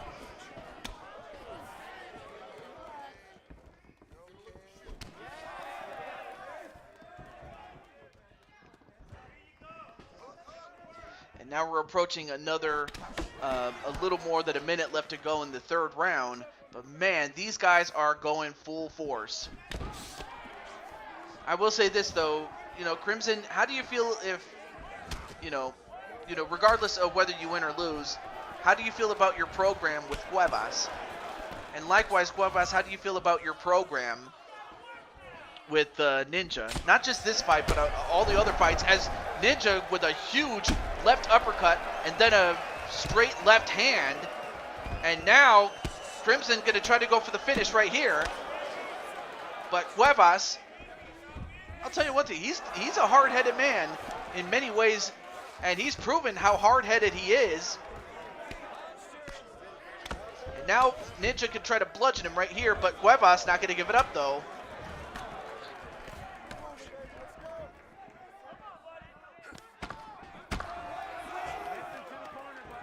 Yeah, Cuevas took a lot of damage in that sequence.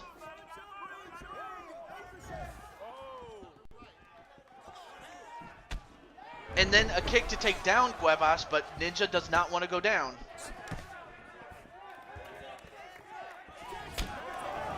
Now 5 seconds left. Another kick to the body. And that's the end of the third. Now we're going to go to the fourth. And for the first time tonight, we are going to the fourth. All the other title matches never went past the third round. And then Crimson Ninja says, he's made me take my game to another level. And there you see him taking it to another level onto Cuevas. Relatively late in that fight, or in the round, I should say, excuse me. But now we get to a fourth round. This is the first time we've been to a round 4. And Cuevas went for a spinning kick, but he might have left himself open. Especially if you don't connect. Oh, nice counter. And now Cuevas starting to fight back, and now he drops Ninja. And now Ninja's hurt. And damn, he's got a... And he's just as hard-headed as Cuevas is.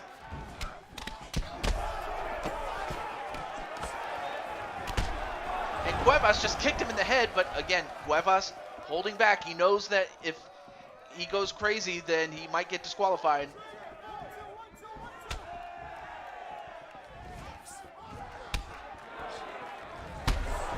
And then a huge roundhouse left that drops Cuevas. And then Cole is like, they just won't die. But yet somehow these guys are still going. Who's 10-2 in old WWE? Who's 10-2 in old WWE games, TJ? 10-2? 10? Well, I did have a guy named 10, and I mean, of course, that was his. It actually turned out that it was the. Anyway, see, yeah, Ninja kicked him in the legs. That's perfectly legal. But then Cuevas drops him. And now Ninja feeling the effects of that kick, especially as Cuevas has been working on the body with those kicks. And Ninja just ran right into that straight right hand of Cuevas, left himself open, and Cuevas has redeemed himself and has regained the title after having been stripped thanks to a no contest in their last fight. Oh, in my old videos. Okay, see, the thing about 10 was that he was, like, his name, his actual name, his initials spelled out 10, so that's why I called him 10. And I did have a bit of a beef with him. Now, granted, I will grant you this, I was very immature at the time. Which is very hard to say, which is, you know, very weird of me to say, given that I've matured quite a bit in the years since, but I was immature at the time. I will. Damn, bro, you got knocked. Actually, let me get the actual sound effect here. Damn, bro, you got knocked out. I wanted to do that. Then again, aren't we all at some point? Yeah, that's true. Okay, let's take a look at our awards. The fight of the night and performance of the night for submissions goes to Andrade and Morgan. So Andrade and Morgan get $50,000 for the fight of the night, and Andrade gets another $50,000 for the performance. And of course, Cuevas gets the performance in the night for the knockout, and he gets $50,000. I mean, of course, everybody gets paid, no doubt about it. But these are the people that are getting paid a whole lot more. I can tell you that. Yeah, we were all young once. You know, we were very immature, and you know that was just my episode where I was just so immature with him, and you know I didn't handle it as well. But you know he tested my patience, and that's how 10 became what he became. And I'm happy that eventually we mended fences, but at the time we were just way too young. Or actually, he was way too young, and I was just too immature. But it was what it was. But Cuevas, congratulations, as you have finally put your program to Crimson Ninja to rest. And as far as Crimson Ninja, he will be back. And if Crimson Ninja wants to go back for the heavyweight title, he can. If he wants to move down to the light heavyweight or go after the open weight title, he's more than welcome to do it. And well, you just missed a barn burn of a match, though. Make a new run in a new division. Let's see. So yeah, the next division you'd be going down to is light heavyweight. Of course, then you'd have to drop 50 pounds actually. And yeah, so yeah, between now and your next appearance, you're gonna have to drop 50 pounds, man. So in the meantime, what I might have to do is drop you like 10, 25 pounds, like, and then by the next show, you would have lost 50 pounds, and then you'll have made it to the weight class. You know, that way you're not, you know, draining yourself. You know, especially at, you know, I've seen I've seen videos where people are trying to make weight and they're trying to lose weight in a very quick fashion, and it's not very safe.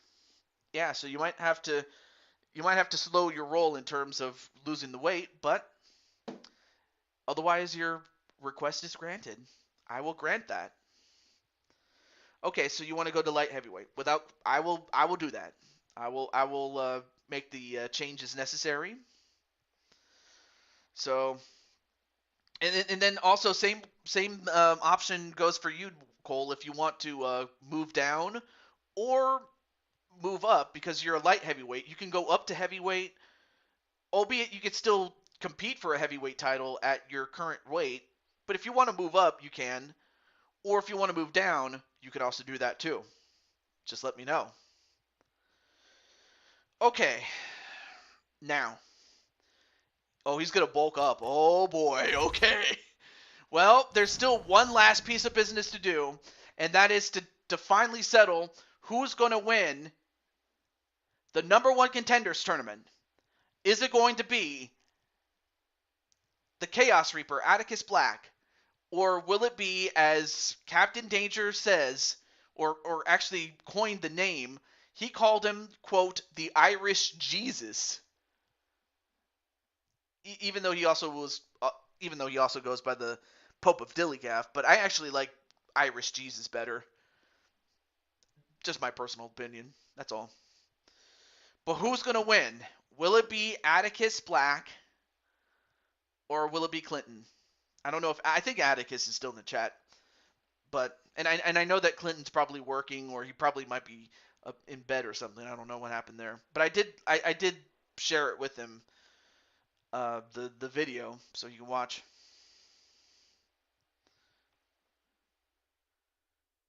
I'd have to gear up as well, go for a more traditional MMA look.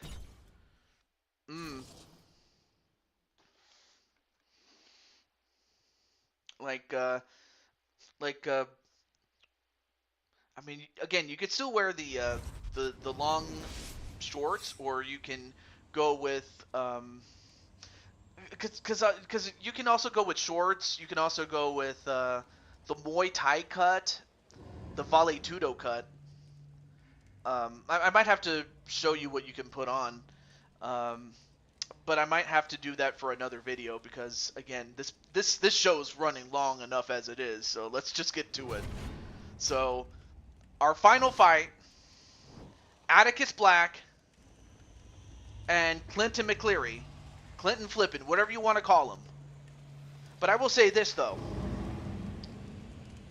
Coming into this tournament, Atticus has won 3 fights to get to this point. He knocked out Jamar. He took out Najee. He took out Damian Adams. 3 fights, 3 wins. Clinton had to take out James Gamer, Captain Danger, all due respect, and the Insane One to get to this point. And Atticus, of course, would love to get another shot at the title, whereas Clinton would love to get another shot himself at the welterweight title, since he's a welterweight. But I can also ask if he wants to go after any other titles, a weight class above or below, or the open weight title. That's his choice. And the same applies to Atticus, should he win. Anyway, let's get to this fight. Go Sami Zayn. Oh wait, wrong Joe. The Irish Jesus for the win. And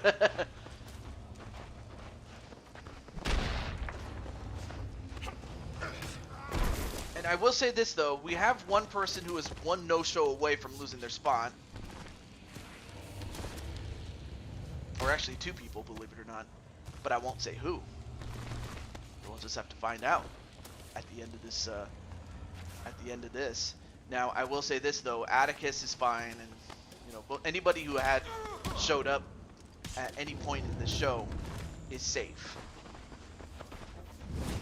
And then Diamond's like, one day I will be here.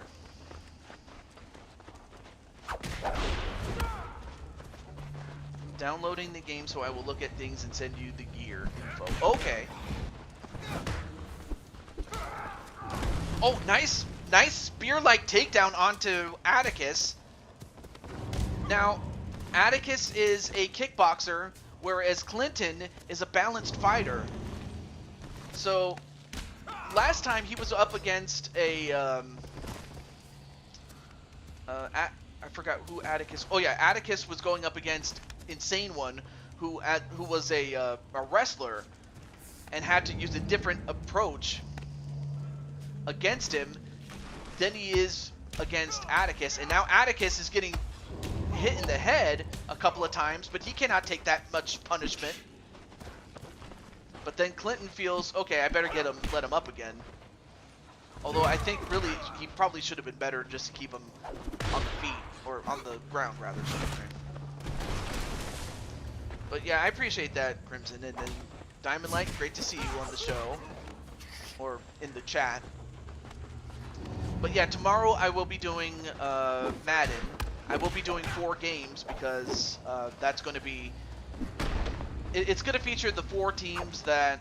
Or the... Not 4 teams, sorry. The 8 teams that lost,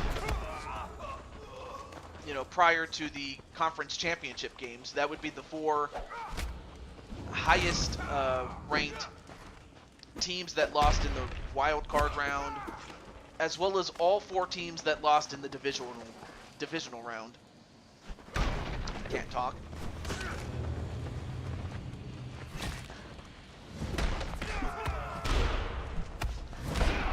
And then, ooh, nice uppercut there onto Clinton, and now Atticus trying to finish off Clinton, but then now Clinton in a bit of trouble here. I might be changing my style to Jiu-Jitsu, okay. I know that they have 2 subsets within Jiu-Jitsu called Vanguard and Shark. Which one would you want, Vanguard or Shark? Because those are the 2 subsets. I just know that because I remember. Alright, now Atticus, or rather, Clinton in the half guard of Atticus. Atticus trying to escape, and he does. And so far, you know, Clinton has won most of his fights by submission.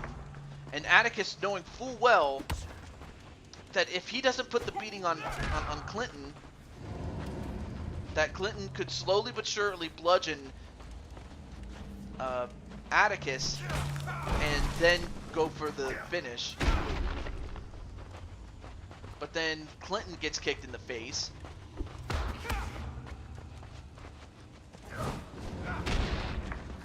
But as far as Clinton is concerned, the fact is Clinton won 4 straight fights.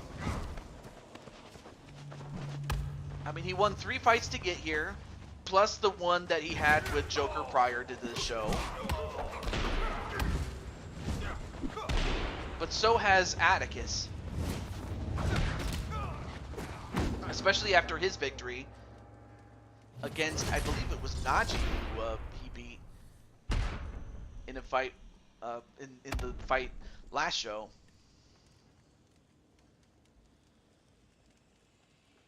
Anyway, nice judo throw onto Atticus.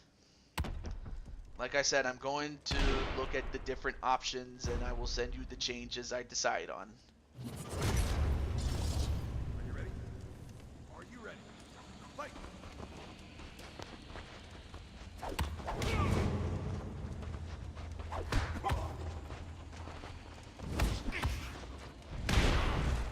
And then, ooh, nice uppercut there onto Clinton. And then another one!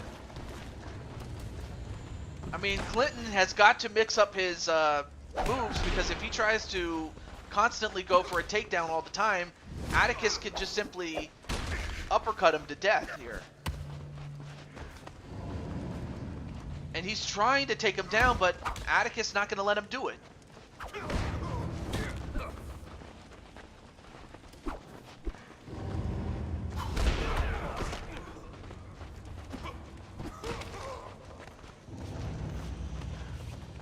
And, oh, wait a minute. Nice, well, I'll tell you what was not nice as far as Clinton was concerned, and that was getting kicked in the head, as we have crowned a tournament champion. So, in addition to becoming the #1 contender, he is the tournament champion. He is the Chaos Reaper. He is Atticus Black. And if the kick didn't get him, the smell did. All right, let me update the records really quick. So Clinton finishes the night at 10 wins, 15 losses. And for Atticus, he now goes to 13 wins and 7 losses. And is the #1 contender. See you soon, Brandon. Wait, let me see. Atticus. Oh, he is a heavyweight. Shit. Oh, right. I forgot to put uh, the name of the heavyweight that won, and that's Brandon Cuevas. Vacan's not the champion anymore. So you want to go after Brandon's championship. Also, hey, what's up, though?